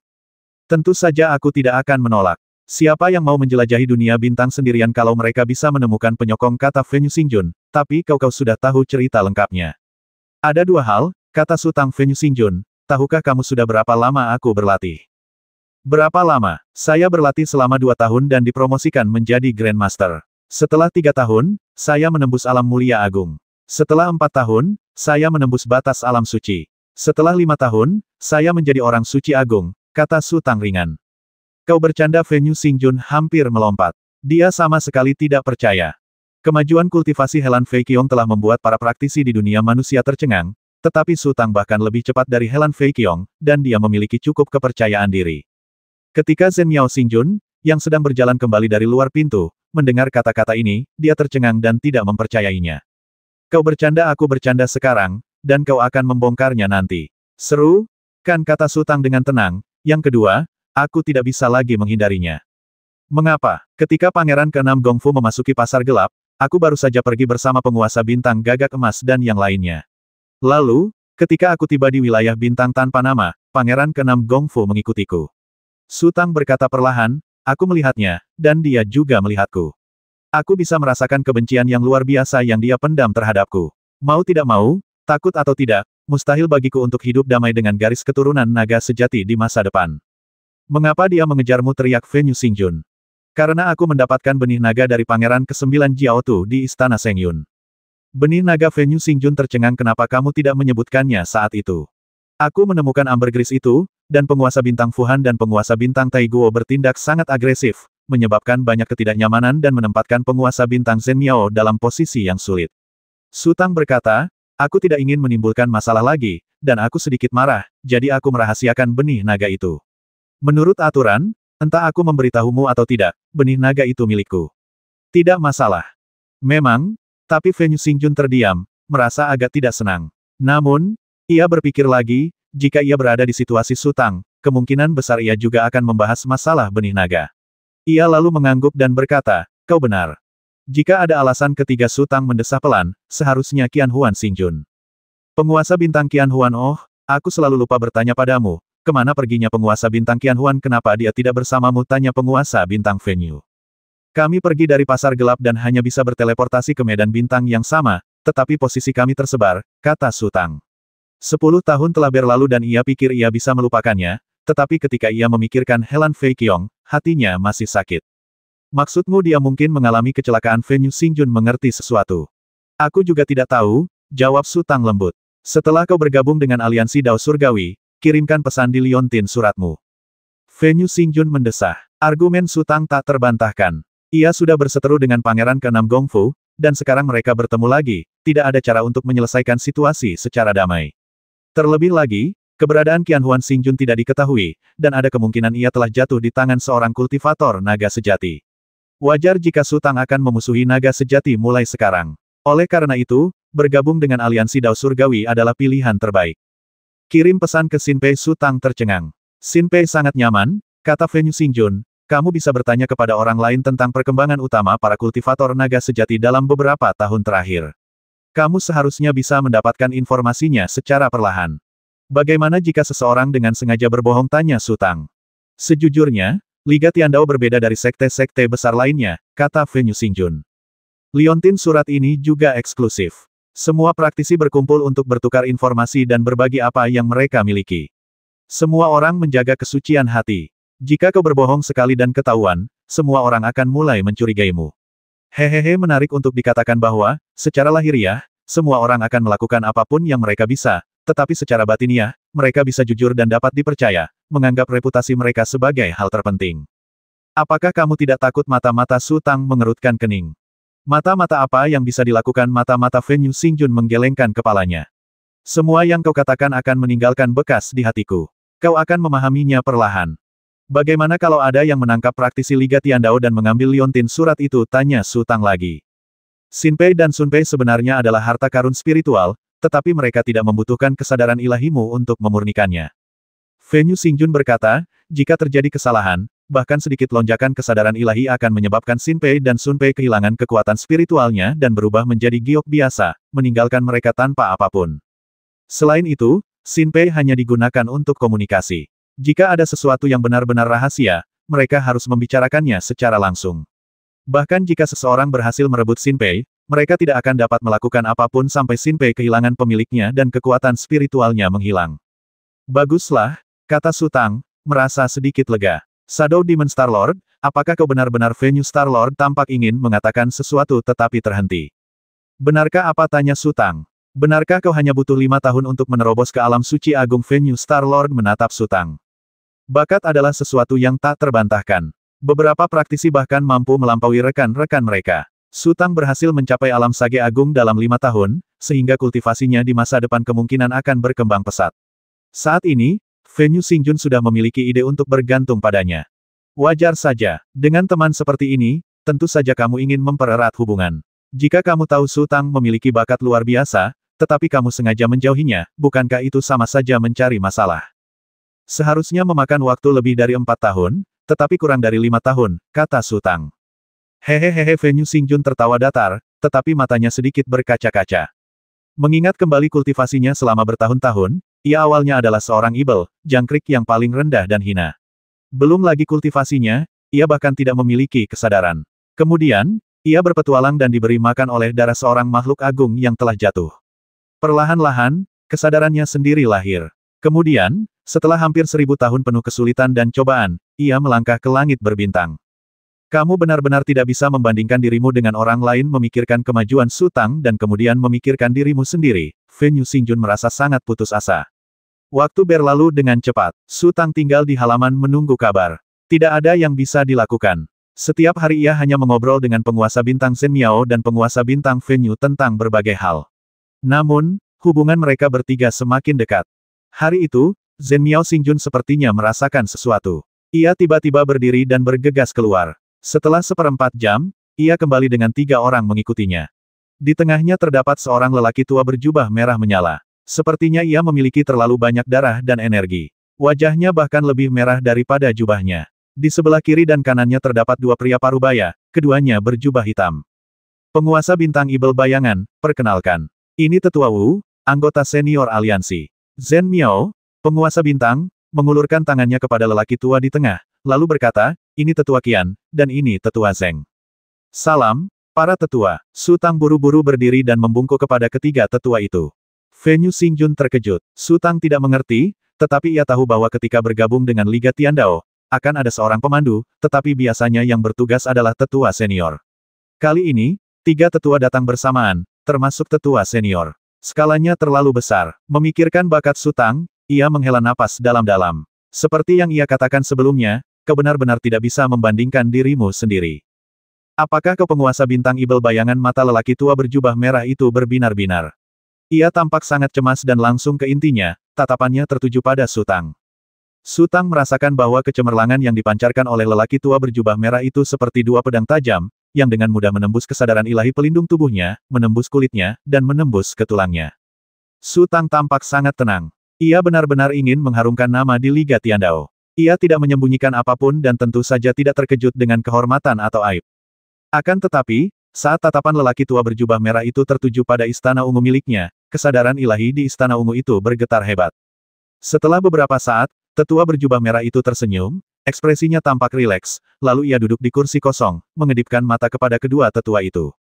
Penatua Qian, tolong jelaskan semuanya kepadaku, kata lelaki tua berjubah merah itu sambil tersenyum.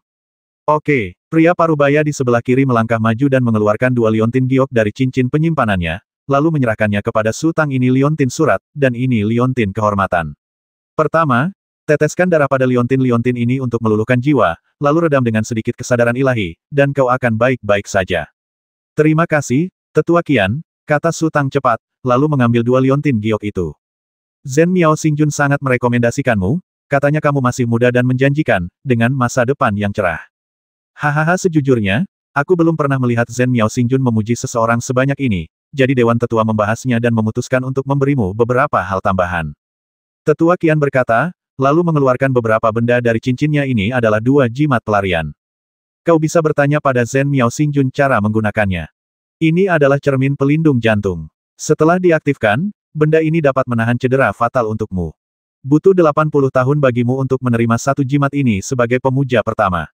Haha, kami sudah memberikannya kepadamu sebelumnya. Ini adalah 5 Xuan Jizi, dan ada 500 Rong Sendan. Kotak ini berisi beberapa obat spiritual, tepatnya 2 kilogram.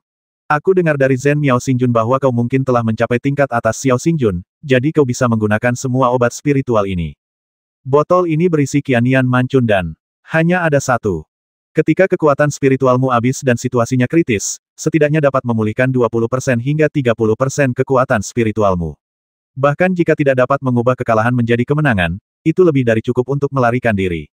Ini adalah 3 bunga sendu, yang dapat membantumu menghasilkan sinar energi spiritual. Tentu saja, itu tidak berpengaruh sekarang, tetapi jika kau bisa menembus alam Daluo Xingjun, sinar energi spiritual ini dapat membantu Anda mengembangkan kekuatan supernatural. Su Tang tampak sedikit terkejut.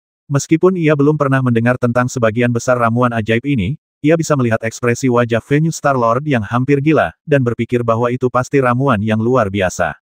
Dia baru saja bergabung dengan Liga Tiandao, jadi kualifikasi apa yang dia miliki untuk menerima semua ini seperti kata pepatah, tidak ada jasa, tidak ada imbalan. Sepertinya status Zhen Miao Xingjun di Liga Tiandao sangat tinggi dan dia memiliki pengaruh tertentu.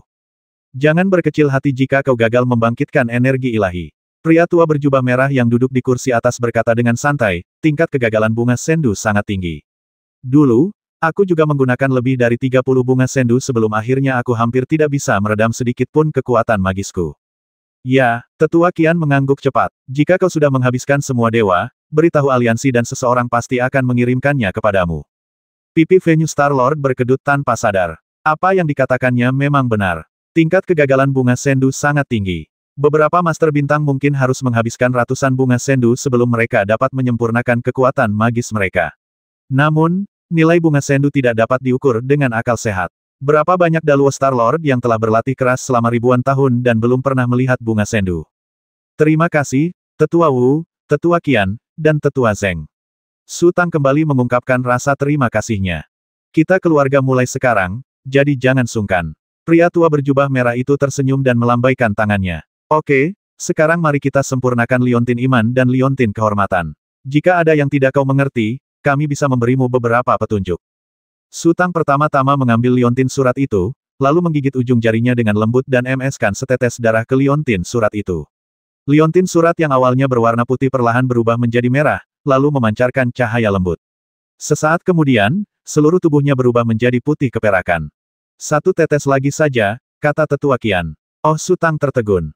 Ada 2 formasi spiritual di liontin suratmu, kata Penatua Qian sambil tersenyum, beberapa hal tidak bisa diungkapkan di depan umum. Formasi spiritual lainnya hanya bisa dilihat oleh mereka yang telah mencapai tingkat persembahan. Su Tang memahami bahwa di aliansi Tiandao, Xiao Luo Xingjun hanyalah pinggiran, dan Daluo Xingjun adalah tulang punggung yang sesungguhnya. Mereka berkomunikasi satu sama lain dan terpisah dari Xiao Luo Xingjun. Su Tang memeras setetes darah lagi dan MS-kannya ke liontin giok, yang kemudian memancarkan cahaya lembut lagi. Itu dapat diredakan dengan kesadaran ilahi, kata Penatua Qian. Su Tang mengalirkan pembuluh darah spiritualnya dan mengintegrasikan pikiran spiritualnya ke dalam liontin giok tersebut. Hanya dalam belasan tarikan napas, ia tiba-tiba merasa bahwa liontin giok itu dan dirinya memiliki hubungan darah. Su Tang menghela napas lega dan kembali melepaskan pikiran spiritualnya. Baris-baris kata muncul di liontin giok itu. Wu Xiang Qijiu bertahan hidup di wilayah bintang 9 surga itu tidak mudah, ya semua orang harus berhati-hati. Kudengar banyak saudara yang telah dikalahkan di sana dalam beberapa tahun terakhir. Tianyi 16 ya, 9 pusat bintang di wilayah bintang Jiutian selalu bersatu. Jika kau memprovokasi salah satu dari mereka, mereka akan keluar dengan kekuatan penuh. Lagi pula, lokasi harta karun langka itu dekat dengan rumah Hongmen, jadi bukan giliran orang luar. Semuanya, saksikan saja keseruannya. Jika kau juga ingin mengatakan sesuatu, gunakan saja pikiranmu, kata Penatua Qian sambil tersenyum. Su Tang diam-diam memikirkan apa yang dikatakan Yi Yan dalam benaknya, dan saat berikutnya, baris kata lain muncul di liontin giok. Dahuang 11 halo semuanya. Wuxiang 79 haha, dilihat dari nadanya, dia pendatang baru lainnya. Wuxiang 12 oke, bukankah kamu mengatakan hal yang sama ketika kamu pertama kali bergabung dengan aliansi? Tianyi 16 kakak, kenapa kau berkeliaran di wilayah bintang gurun raya itu tempat terpencil? Datanglah ke wilayah bintang Tianyi dan bergaullah denganku. Molten Fire 77 bagaimana kalau kita nongkrong bareng-bareng? Hal yang tepat untuk dilakukan adalah datang ke Molten Fire Region. Su Tang tersenyum, lalu menyimpan liontin surat itu. Meskipun ada adegan komunikasi serupa dalam ingatannya, kali ini adalah pengalaman pribadinya, dan ia sangat tersentuh. Dengan liontin surat ini, semua yang ia lakukan akan jauh lebih mudah. Kemudian, Su Tang mengeluarkan liontin medali, meleburnya ke dalam tetesan darah, lalu melunakkannya dengan indera ilahinya. Sesaat kemudian, liontin medali tersebut juga merasakan koneksi darah. Ia melepaskan indera ilahinya lagi, dan sederet angka muncul di liontin medali 100. Urusan kita sudah selesai, sekarang mari kita mengobrol. Tatapan lelaki tua berjubah merah itu jatuh pada Zhen Miao Xingjun. Setelah lama memandang, ia mendesah pelan, "Nak, apa kau disakiti?" "Ini semua salahku karena tidak sabaran dan mudah tersinggung." Zhen Miao Xingjun menundukkan kepalanya. "Haha, kita tidak buta atau bodoh. Apa kita tidak bisa melihat siapa yang harus disalahkan?" kata lelaki tua berjubah merah itu. Fenyu Xingjun berdiri dan berkata sambil tersenyum, "Para tetua, silakan mengobrol di sini. Saya akan jalan-jalan dulu." "Pergi." Lelaki tua berjubah merah itu melambaikan lengan bajunya. Penguasa bintang Fenyu mengedipkan mata pada Su Tang, lalu bergegas keluar. Su Tang mengerti bahwa penguasa bintang Zhen Miao dan rekan-rekannya pasti punya urusan pribadi untuk dibicarakan, lalu ia berpamitan kepada para tetua. Fenyu Xingjun dan Su Tang meninggalkan halaman satu demi satu. Ketika mereka sampai di pintu, Fenyu Xingjun berhenti dan mendesah pelan, "Yingmo Xingjun, aku menghalangimu bergabung dengan Liga Tiandao dan menyalahkanmu karena tidak mendengarkan. Sekarang sepertinya aku salah." "Ada apa?" tanya Su Tang sambil tersenyum. "Kau benar-benar memanfaatkanku, kau benar-benar tidak mengerti." Fenyu Xingjun menggelengkan kepalanya dan berkata, "Ayo, minum-minum denganku." Saat itu, Fenyu Xingjun merasa sedikit frustrasi. Ia tak pernah menyangka Zhen Miao Xingjun memiliki pengaruh sebesar itu di Liga Tiandao. Mengapa ia tidak membelanya saat bergabung dengan Liga? Namun setelah ragu sejenak, Fenyu Xingjun akhirnya mengerti. Ia hanya punya satu keahlian menembus berbagai penghalang ruang dan waktu. Keahlian ini berguna dalam banyak hal, tetapi juga sangat berguna. Ia tak berhak bersikap sombong. "Baiklah." Su Tang mengangguk. Kedua pria itu berjalan keluar gerbang dan menyusuri jalan. Setelah sekitar 10 meter, sebuah kereta kuda tiba-tiba berhenti di samping mereka. Kemudian, lelaki tua yang sedang menjamu tamu di Menara Wang Xiang bergegas keluar, membungkuk dan tersenyum, lalu berkata, "Dua tetua, sungguh kebetulan." "Kebetulan Tuan Yue, sebaiknya Anda singkirkan dulu pikiran-pikiran kecil itu." Fenyu Xingjun mengerutkan kening dan berkata, "Apa ada yang terjadi lagi?" Ya, Tuan Tua, mata Anda setajam kilat. Pelayan tua ini. Jangan bicara omong kosong. Ada apa?" teriak Fenyu Xingjun. "Pak Tua, bukankah Anda memberi saya segel terakhir kali Anda meminta saya mencari ahli pengecoran untuk memperbaiki segelnya?" Pria tua itu menyeka keringat dingin di dahinya dan berkata, "Saya memang menemukan ahli pengecoran, tetapi sebelum dia sempat menyalakan tungku, beberapa tamu tak diundang masuk dan bersikeras bahwa segel itu milik raja mereka. Siapa yang berani begitu lancang?" Fenyu Starlord sangat marah. Meskipun ia terdiam sejenak, ia berkata, "Mungkinkah pengikut pribadi Taiguo Starlord?" Taiguo Starlord." Pria tua itu tertegun, lalu menepuk pahanya dengan keras. "Pasti. Mereka datang dari Taiguo. Begitu harta spiritual itu ada di tanganku, itu milikku," kata Fenyu Xingjun dingin. "Ayo, bawa aku melihatnya." "Tunggu sebentar, orang tua," teriak orang tua itu dengan tergesa-gesa. "Apakah ada yang lain?" teriak Fenyu Xingjun. "Pak Tua, ada yang tidak beres," kata Pak Tua ragu-ragu. "Kalau mereka kultivator biasa, kerabatku bisa saja mengusir mereka, tapi ada 3 orang suci agung di antara mereka." "Jadi apa kalau kau adalah sang bijak agung?" tanya Dewa Bintang Fenyu. "Pak Tua, mereka 3 orang suci agung. Mereka tidak punya alasan untuk bernegosiasi dengan kita. Bukankah lebih mudah mengambil harta spiritual itu saja?" kata Pak Tua, "tapi mereka terus berdebat dengan kita dan tidak berniat bertindak. Pak Tua, saya khawatir mereka mencoba memancing Anda keluar." Fenyu Xingjun terdiam cukup lama, lalu mengangguk. "Tuan Yue, Anda bijaksana. Memang agak aneh. Tuan Tua, haruskah saya pergi dan mencari tahu lebih banyak tentang latar belakang mereka?" tanya lelaki tua itu dengan suara rendah. "Ayo kita pergi dan melihat," kata Su Tang ringan. Fenyu Xingjun kemudian menyadari bahwa Su Tang ada tepat di sampingnya, belum lagi ada 3 tetua dari aliansi di halaman. Keberaniannya tiba-tiba meningkat, dan ia berkata dengan dingin, "Mereka ingin memancing kita keluar. Jika kita tidak bergerak, bukankah mereka akan keliru menganggap kita pengecut? Ayo pergi." Yue Weng sangat bijaksana. Ia bisa melihat bahwa Fenyu Xingjun agak ragu pada awalnya, tetapi setelah Su Tang berbicara, Fenyu Xingjun langsung bersemangat untuk bertarung. "Kedua tetua, silakan kemari." Pria tua itu menatap Su Tang dan minggir. "Kamu bawa mobilnya dan kami akan mengikutimu," kata Fenyu Xingjun. Yue Weng kembali ke kereta dan memberi perintah. Sang kusir segera memutar balik kereta dan memacu sekuat tenaga, melaju kencang di sepanjang jalan. Fenyu Xingjun dan Su Tang juga melompat dan mengikuti di belakang kereta. Kediaman penguasa bintang Taiguo sebenarnya ada di halaman Chunqiu, tanya Su Tang sambil terbang mendekat. Itu tidak akan ada di sini, tetapi seharusnya keluar dari Taiguo, kata Fenyu Xingjun. Kamu sudah lama di sini, tapi belum pernah dengar tentang Taiguo, tanya Su Tang lagi. Akademi Chunqiu dihuni oleh banyak pangeran dan kerajaan-kerajaan kecil yang kacau balau. Bagaimana mungkin aku tahu apapun, tanya Fenyu Xingjun, kau sudah berada di Akademi Chunqiu selama 10 tahun, kan kau juga belum pernah mendengarnya. Sambil mengobrol, keduanya mengikuti kereta kuda keluar kota. Kereta kuda itu meninggalkan jalan utama dan berbelok ke jalan tanah. Setelah berderap beberapa saat, sebuah villa pegunungan muncul di hadapan mereka. Kereta kuda itu memasuki halaman dan berhenti. Su Tang dan Fenyu Xingjun kemudian jatuh dari udara. Yue Weng menunjuk ke arah aula utama dan kemudian melangkah masuk lebih dulu. Suasana di aula sangat tegang. Beberapa orang suci yang dilihat Su Tang di Menara Wang siang hari itu semuanya ada di sana, tetapi dibandingkan dengan pihak lain, mereka tampak sedikit lebih banyak. Di tengahnya duduk dua pria parubaya berwajah muram. Satu mengenakan jubah hitam, berjanggut panjang, bermata harimau, berhidung elang, dan berwajah muram. Yang satu lagi mengenakan kemeja pendek hijau, sepatu bot kulit binatang, dan bertubuh gempal. Di atas meja di antara mereka, ada sebuah segel. Su Tang mengenalinya dari kejauhan. Itu adalah segel penguasa bintang Taiguo. Ada juga sekitar selusin kultivator, yang terendah di antara mereka berada di alam suci. Mereka berdiri di kiri dan kanan, menatap dingin para penjaga villa. Fenyu Xingjun melangkah masuk dan berkata dengan suara dingin sambil berjalan, siapa orang buta ini yang ingin mencuri harta spiritualku, berdiri. Setelah kata-kata ini diucapkan, para praktisi yang berdiri di kiri dan kanan menjadi sedikit gugup dan tanpa sadar mundur selangkah. Mereka pasti memahami keseriusan situasi ini. Fenyu Xingjun berjalan ke aula, melihat sekeliling, dan berkata kepada Yue Weng, bawa orang-orangmu dan pergi. Kau tidak dibutuhkan lagi di sini. Dimengerti, jawab lelaki tua itu cepat, lalu melambaikan tangan kepada para penjaga, dan rombongan itu bergegas keluar dari aula.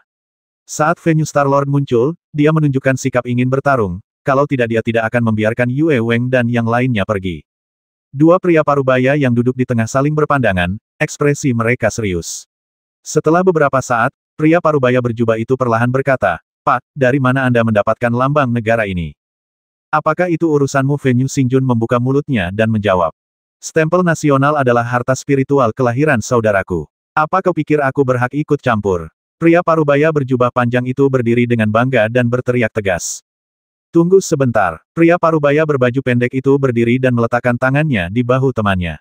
Matanya beralih dari Su Tang ke Venue Xingjun. Tuan, tolong jangan salah paham. Kami tidak bermaksud apa-apa. Kami hanya ingin tahu dari mana Anda mendapatkan lambang negara ini. Dua pria parubaya di seberang sana berasal dari Taiguo. Dari segi senioritas, mereka adalah sepupu penguasa bintang Taiguo. Yue, si tua, mengambil harta spiritual itu dan mencari seorang master perapal mantra dengan keterampilan luar biasa. Ketika mereka melewati Taiguo, berita itu sampai ke telinga mereka dan mereka sangat terkejut. Setelah lambang negara muncul, jelaslah di mana penguasa bintang Taiguo berada.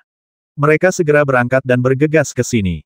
Pembalasan darah adalah hal yang wajar dan wajar, tetapi mereka juga tahu bahwa kultivator yang dapat melukai Taiguo Starlord dan merebut harta spiritual kelahirannya pastilah sangat kuat, jadi mereka tampak sangat berhati-hati dan hanya berpikir untuk bertindak sesuai dengan situasi.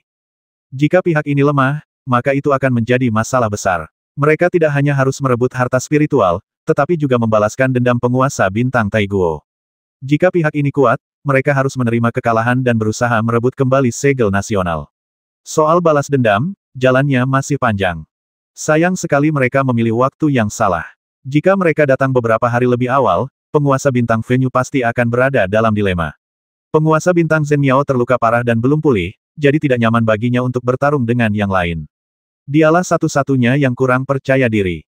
Tapi sekarang, Su Tang ada di sini, dan ketiga tetua aliansi juga telah bergegas ke Chunqiu Yuan. Venue Xingjun bisa dikatakan sangat heroik dan pasti tidak akan mundur sedikitpun. Terlebih lagi, Su Tang telah menghabisi 6 dewa bintang, termasuk dewa bintang Xuanyu, secara berturut-turut dalam konflik terakhir, dan memiliki pemahaman yang mendalam tentang perkembangannya sendiri dan posisinya di antara para dewa bintang Xiaoluo. Selain itu, ia juga memiliki perasaan yang tidak baik terhadap dewa bintang Taiguo. Meskipun wajahnya tenang, niat menghabisi sudah memenuhi dadanya. Hehe, bagaimana kalau aku tidak memberitahumu? Venue Xingjun mencibir. Kamu pria parubaya berjubah itu semakin marah, dan wajahnya memerah. Baiklah, maaf mengganggu Anda. Pria parubaya berbaju pendek itu tersenyum kecut. Ujung jarinya mencengkeram bahu temannya erat-erat, takut ia akan melakukan sesuatu yang impulsif. Lalu ia berkata lembut, "Selamat tinggal." Penguasa bintang Venue mengerutkan kening. Ia tidak menyangka pihak lain akan mundur secepat itu. Namun, konflik antar penguasa bintang sangatlah berbahaya. Ia dan Su Tang tidak yakin bisa mempertahankan pihak lain. Sekalipun mereka bisa menang, itu mungkin kemenangan yang menyedihkan dan tidak sepadan. Karena pihak lain ingin pergi, ia tidak perlu menghentikannya. Para praktisi lainnya tampak terkejut. Mereka juga tidak menyangka guru mereka akan menunjukkan kelemahan seperti ini.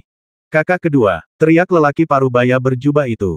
"Diam!" teriak lelaki parubaya berbaju lengan pendek itu dengan suara keras. Detik berikutnya, pria parubaya berbaju pendek itu menyeret temannya dan melangkah keluar aula. Para praktisi mengikutinya tanpa bersuara. Beberapa dari mereka tampak sangat kesal. Mereka datang ke sini dengan penuh semangat, berpikir akan mendapatkan manfaat besar, tetapi mereka pergi dengan malu. Mereka sungguh tak rela menerima kenyataan ini. Kemudian, dua pria parubaya yang memimpin berjalan keluar dari aula. Su Tang telah menunggu Venue Xingjun bereaksi, tetapi melihat Venue Xingjun hanya berdiri di sana dengan ekspresi puas di wajahnya, memperhatikan pihak lain berjalan pergi dengan ekspresi seorang pemenang, ia menggelengkan kepalanya. "Tunggu sebentar," kata Su Tang lembut, "karena kamu di sini, jangan pergi." Apa kedua pria parubaya yang baru saja keluar dari aula berhenti bersamaan, lalu perlahan berbalik.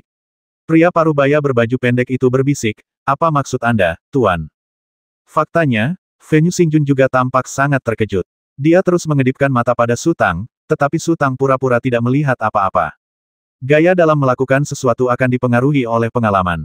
Venue Xingjun telah lama berkelana di dunia bintang dan telah menyaksikan terlalu banyak adegan menegangkan.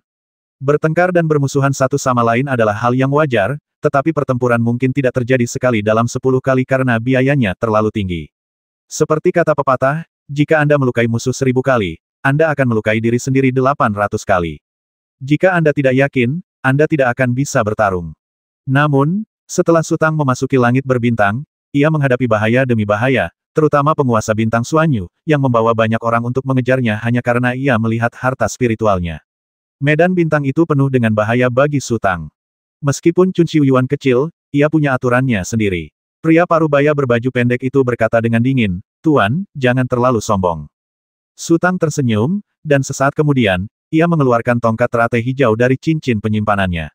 Saat tongkat itu berhembus, teratai hijau yang tak terhitung jumlahnya tiba-tiba menyembur keluar, mengembun menjadi gelombang yang bergelombang, dan menggelinding ke arah kedua pria parubaya itu. Bum bum bum, tak seorang pun yang hadir menyangka Su Tang akan menyerang tiba-tiba. Mereka lengah dan dalam sekejap mata, tubuh mereka ditelan oleh lautan teratai yang mendekat. Bahkan penguasa bintang Venue pun tercengang.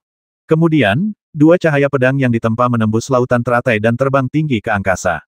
"Yang kiri untukmu." Su Tang mengerutkan kening, lalu bergegas terbang mengejar cahaya pedang yang terbang ke kanan. Karena pertarungan sudah dimulai, tidak ada waktu untuk memikirkan hal lain. Venue Xingjun segera melepaskan tubuh dharmanya dan mengejar cahaya pedang di sebelah kiri. Kedua pria parubaya itu sama-sama ahli pedang, dan gerakan mereka sangat cepat, tetapi secepat apapun mereka tak mungkin lebih cepat dari cahaya ibal Su Tang. Dalam waktu kurang dari 2 tarikan napas, Su Tang sudah menyusul mereka, dan teratai yang digulung oleh tongkat teratai hijau jatuh dari langit bagai hujan deras. Pria parubaya itu menjerit tajam, dan pedang panjangnya memancarkan cahaya terang saat ia berusaha sekuat tenaga untuk menembus hujan teratai. Meskipun teratai hijau yang dilepaskan oleh tongkat teratai hijau tidak terlalu kuat, ia memiliki keuntungan karena jumlahnya yang banyak. Ruang dalam radius ratusan meter di sekitarnya sepenuhnya tertutup oleh teratai hijau. Pria parubaya itu terbang lurus ke depan, menghancurkan teratai hijau yang tak terhitung jumlahnya. Kecepatannya melambat dengan cepat, dan cahaya yang dilepaskan oleh kesadaran ilahi pelindungnya juga semakin redup. Su Tang terus mengayunkan tongkat teratai hijau, dan semakin banyak teratai hijau berkumpul di udara, bahkan menutupi seluruh langit. Pria parubaya itu bertahan sejenak, dan kesadaran perlindungan tubuhnya akhirnya tak tertahankan lagi, dan runtuh tanpa jejak. Kemudian, ratusan teratai hijau membombardir tubuhnya, berubah menjadi cahaya yang menyilaukan. Pria parubaya itu meratap dan jatuh miring ke tanah. Su Tang menukik turun dari udara bagai kilat, mengangkat tongkatnya, dan energi yang dilepaskan oleh tongkat teratai hijau melilit teratai hijau, menghantam tanah dan meninggalkan retakan sepanjang lebih dari 100 meter. Pria parubaya itu mendarat tepat di tengah retakan, dan tubuhnya hampir hancur berkeping-keping. Segera setelah itu, Su Tang berbalik dan terbang ke arah yang dikejar Venue Starlord. Pria parubaya yang tersisa dengan kemeja pendek mengangkat pedangnya dan berusaha sekuat tenaga untuk melarikan diri ke kota. Namun, tepat saat ia terbang melewati tembok kota, seberkas cahaya kemasan datang ke arahnya. Sebelum pria parubaya itu menyadari apa yang terjadi, tubuhnya meledak dengan keras dan hancur berkeping-keping.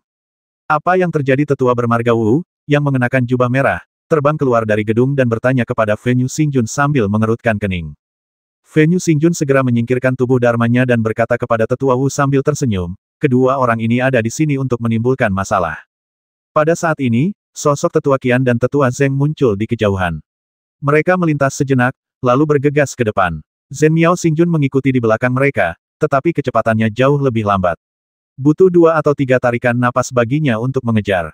Cari masalah-masalah apa, katakan yang jelas. Teriak Tetua bermarga Wu dengan nada kesal. Saya mendapatkan beberapa harta spiritual di rumah Seng Yun terakhir kali. Saya ingin meminta bantuan seseorang untuk menemukan ahli pengecoran untuk melebur kembali harta spiritual tersebut, tetapi seseorang mengenali asal-usul harta spiritual tersebut. Fenyu Xingjun berkata sambil tersenyum kecut, sebenarnya tidak perlu repot-repot seperti itu. Kita harus melakukan semuanya dengan bersih. Su Tang, yang kemudian terbang turun, berkata perlahan, biarkan mereka pergi kali ini. Begitu mereka menemukan bantuan, mereka akan kembali. Shadow Demon Star-Lord benar, lanjut True Wonder Star-Lord, tidak menghabisi ular itu dosa. Kalau kau ingin mengakhirinya, kau harus kejam. Tapi mereka hendak pergi, gumam Fenyu Xingjun. Kau membawa Shadow Demon Star-Lord bersamamu, jadi mereka mudah diajak bicara. Zhen Miao Star-Lord menggelengkan kepalanya dan berkata, kalau kau pergi sendiri, hehe, mungkin tidak akan begitu. Setelah itu, penguasa bintang Zhen Miao menatap Su Tang dan berkata, biar penguasa bintang Fenyu yang mengurus ini. Penguasa bintang Yingmo, ada yang ingin kubicarakan denganmu. Setelah berkata demikian, penguasa bintang Zhen Miao melambaikan tangan kepada Su Tang, lalu masuk ke dalam kota. Oh, Su Tang tertegun, lalu mengikuti di belakang Zhen Miao Xingjun. Tunggu aku, para tetua. Aku akan pergi berkemas, kata Fenyu Star-Lord sambil tersenyum, lalu terbang menjauh. Anak itu punya sifat pembunuh, bisik Tetua Qian tiba-tiba. Kalau tidak, anak muda secara alami akan memiliki temperamen yang lebih impulsif. Penatua Wu menggelengkan kepalanya. Haha, kau benar-benar menyukai bakat. Tetua Qian segera mengganti topik pembicaraan. Zhen Miao Xingjun cukup peduli padanya. Aku percaya pada penilaian gadis itu. Tetua Wu tersenyum. Dari orang-orang yang ia rekomendasikan kepada kami, semuanya jenius sejati. Bahkan penguasa bintang Fenyu pun punya kualitas uniknya sendiri. Pada saat ini, Zhen Miao Xingjun dan Su Tang telah mendarat di jalanan satu demi satu. Para pejalan kaki di kota telah merasakan fluktuasi kekuatan spiritual yang mengerikan. Ketika mereka melihat Zhen Miao Xingjun dan Su Tang bergegas ke arah mereka dari arah fluktuasi kekuatan spiritual, mereka sangat ketakutan hingga menutupi kepala dan melarikan diri, takut terlibat. Penguasa bintang Ibel bayangan, emosimu sepertinya agak labil, kata penguasa bintang Zhen Miao lembut. Yah, aku sedang memikirkan Qianhuan Xingjun akhir-akhir ini, dan aku memang agak cemas, jawab Su Tang terus terang. Kau bisa bertanya pada saudara-saudara di surat itu, atau aku bisa bertanya untukmu. Kata penguasa bintang Zhen Miao, 10 tahun yang lalu, kau, penguasa bintang Qianhuan, dan penguasa bintang Jinya semuanya berada di wilayah bintang itu. Kau seharusnya bisa menemukan beberapa petunjuk dengan mengikuti petunjuk-petunjuk itu. Terima kasih, kata Su Tang. Terima kasih kembali. Zhen Miao Xingjun tersenyum. Ngomong-ngomong, kamu bilang kalau kamu ingin meningkatkan nilai kehormatanmu, kamu harus mengambil beberapa tugas khusus di aliansi, atau memberikan kontribusi untuk aliansi kita, kata Su Tang. Ya, di mana misinya, tanya Su Tang. Di Sun Pei. Zhen Miao Xingjun menatap Su Tang dengan ragu, mengapa kamu terburu-buru? Jelas mereka punya ekspektasi tinggi terhadapku. Aku harus melakukan sesuatu. Su Tang berkata, lagi pula, kau kan pengantarku. Kalau aku melakukan sesuatu, itu juga akan membawa kejayaan untukmu. Dalam beberapa tahun pertama, sudah sangat baik kalau kamu tidak membuat masalah. Zhen Miao Xingjun tertawa. Su Tang mengeluarkan liontin medali dan menggunakan kekuatan spiritualnya untuk memindainya perlahan. Benar saja, deretan kata muncul di liontin itu. Tugas harus disusun berdasarkan waktu penyelesaian, dan isinya harus sangat rinci. Teks utama seringkali menggunakan banyak ruang untuk menjelaskan persyaratan tugas, faktor-faktor yang harus diperhatikan, dan terakhir, waktu penyelesaian tugas dan penghargaan yang bisa diperoleh. Su Tang mencari sebentar dan menemukan bahwa nilai kehormatan sebagian besar tugas berada di bawah 10 poin, hanya beberapa di atas 10 poin, dan yang tertinggi hanya 15 poin. Su Tang sedikit tidak puas dan bertanya kepada Zhen Miao Xingjun, apakah ada tugas dengan nilai kehormatan yang lebih tinggi? Kami punya semua ukuran, kata Zhen Miao Xingjun sambil tersenyum, kamu mau berapa banyak? Apakah ada yang mendapat 100 poin, tanya Su Tang. 100 poin. Zhen Miao Xingjun terkejut. Ya, ada, tapi mustahil kau bisa menyelesaikan tugas-tugas itu. Oh, Su Tang tampak sedikit tidak yakin. Poin kehormatan sesuai dengan tugas, kata Zhen Miao Xingjun. Anda hanyalah seorang pejabat tamu senior, dengan nilai dasar 100. Semua tugas yang Anda lihat cocok untuk Anda. 100 bahkan para jemaat senior mungkin tidak berani menerimanya. Liga Tiandao begitu besar, apakah benar-benar tidak ada yang cocok untukku, kata Su Tang. Sekarang setelah kau mengatakannya seperti itu, Zhen Miao Xingjun berhenti sejenak. Aku sebenarnya ingat satu. Misi apa, tanya Su Tang cepat-cepat. Bertahun-tahun yang lalu, kami menangkap seorang kultivator yang merupakan murid Bian, pangeran ketiga dari garis keturunan naga sejati. Ia mengetahui beberapa rahasia yang sangat penting bagi aliansi Dao Surgawi kami, kata Zhen Miao Xingjun. Jadi, kami tidak menghabisinya, melainkan hanya memenjarakannya di api penyucian Molten di wilayah Bintang Molten. Selama bertahun-tahun, kami telah mengganti banyak algojo, dan kami telah mencoba berbagai metode, tetapi kami tidak dapat membuatnya berbicara. Maksudmu? Biarkan aku menjadi algojonya, kata Su Tang. Tugas ini terdengar sederhana dan agak tidak sesuai dengan nilai kehormatan 100%. Dia hampir mati. Dia tidak tahan lagi menanggung siksaan ini. Zhen Miao Xingjun menggelengkan kepalanya. Lalu apa yang harus aku lakukan, tanya Su Tang. Para tetua mendiskusikannya cukup lama, dan sepertinya satu-satunya solusi adalah mengirim seseorang ke sana sebagai agen rahasia, kata Zhen Miao Xingjun. Namun, kami telah menggunakan metode ini berkali-kali. Beberapa orang ditemukan olehnya dan menghilang ke api penyucian. Beberapa lainnya bahkan tidak pernah berkesempatan bertemu dengannya, dan mereka tidak dapat bertahan hidup dari cobaan api penyucian cair dan binasa. Aku bisa mencoba, kata Su Tang.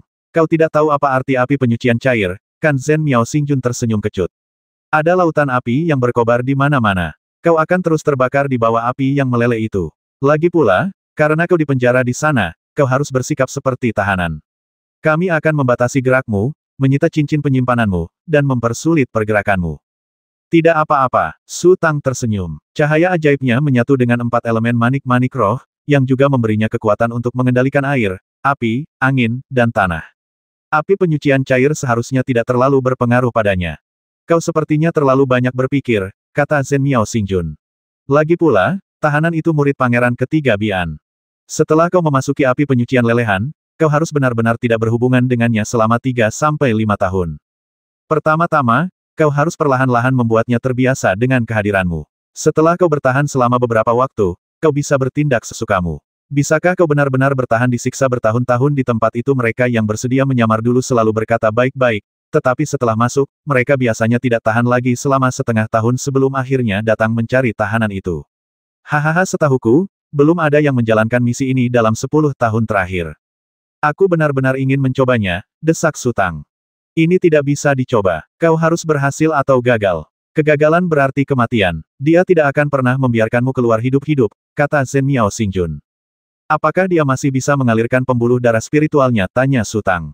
Tentu saja. Kalau tidak, bagaimana mungkin dia masih hidup hari ini? Zhen Miao Xingjun berkata, kami tidak akan menyegel semua urat spiritualmu.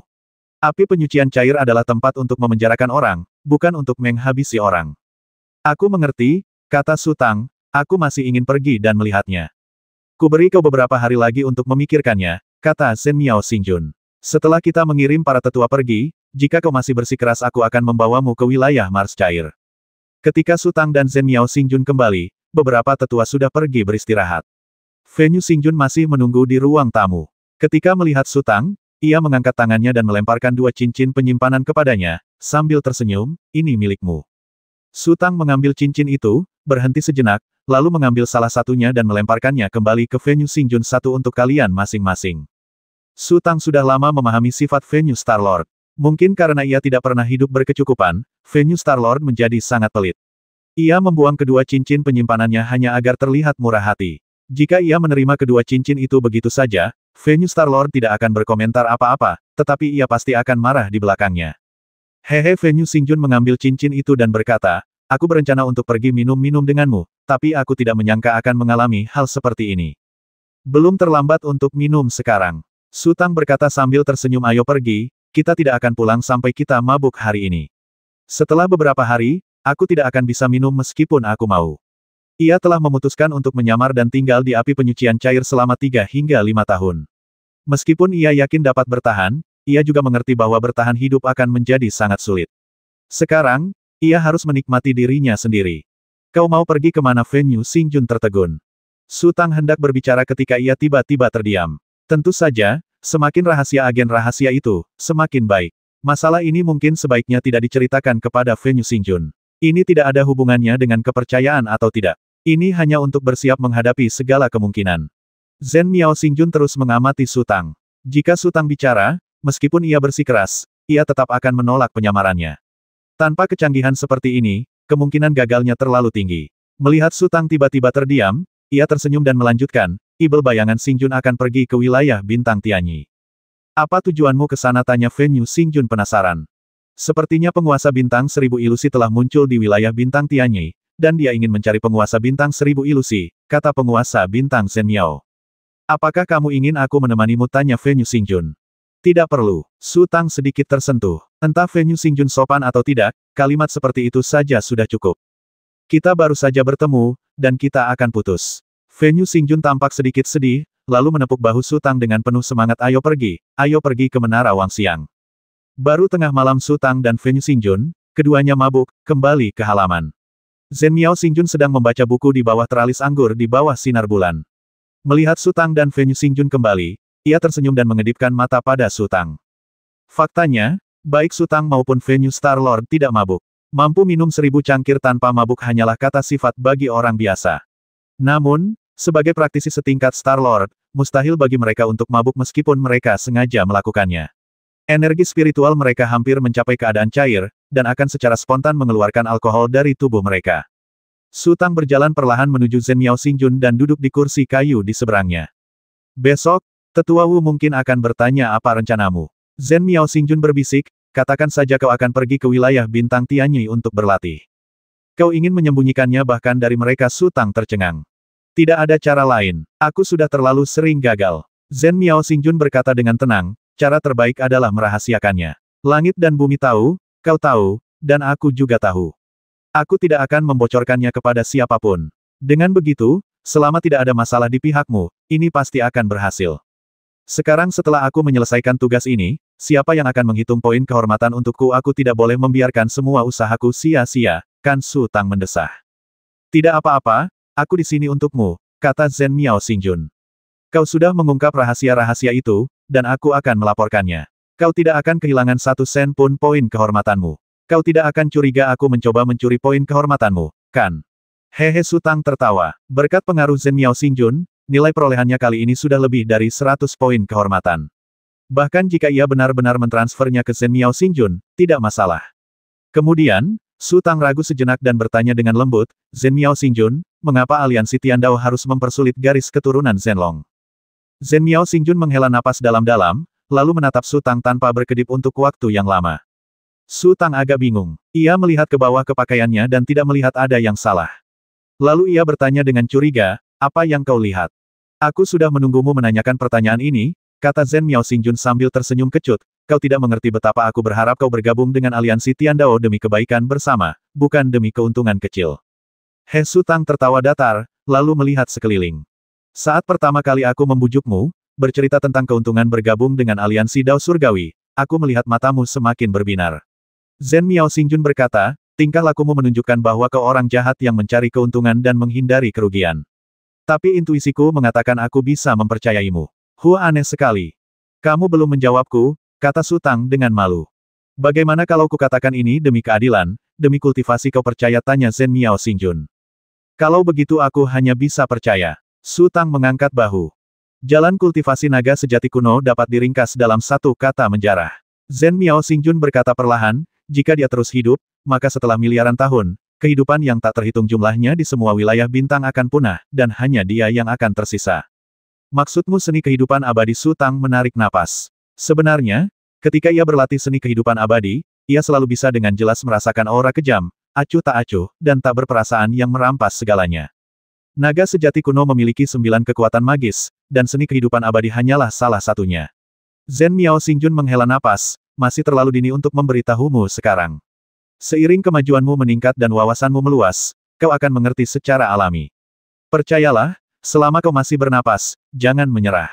Kudengar silsilah naga sejati memiliki banyak praktisi.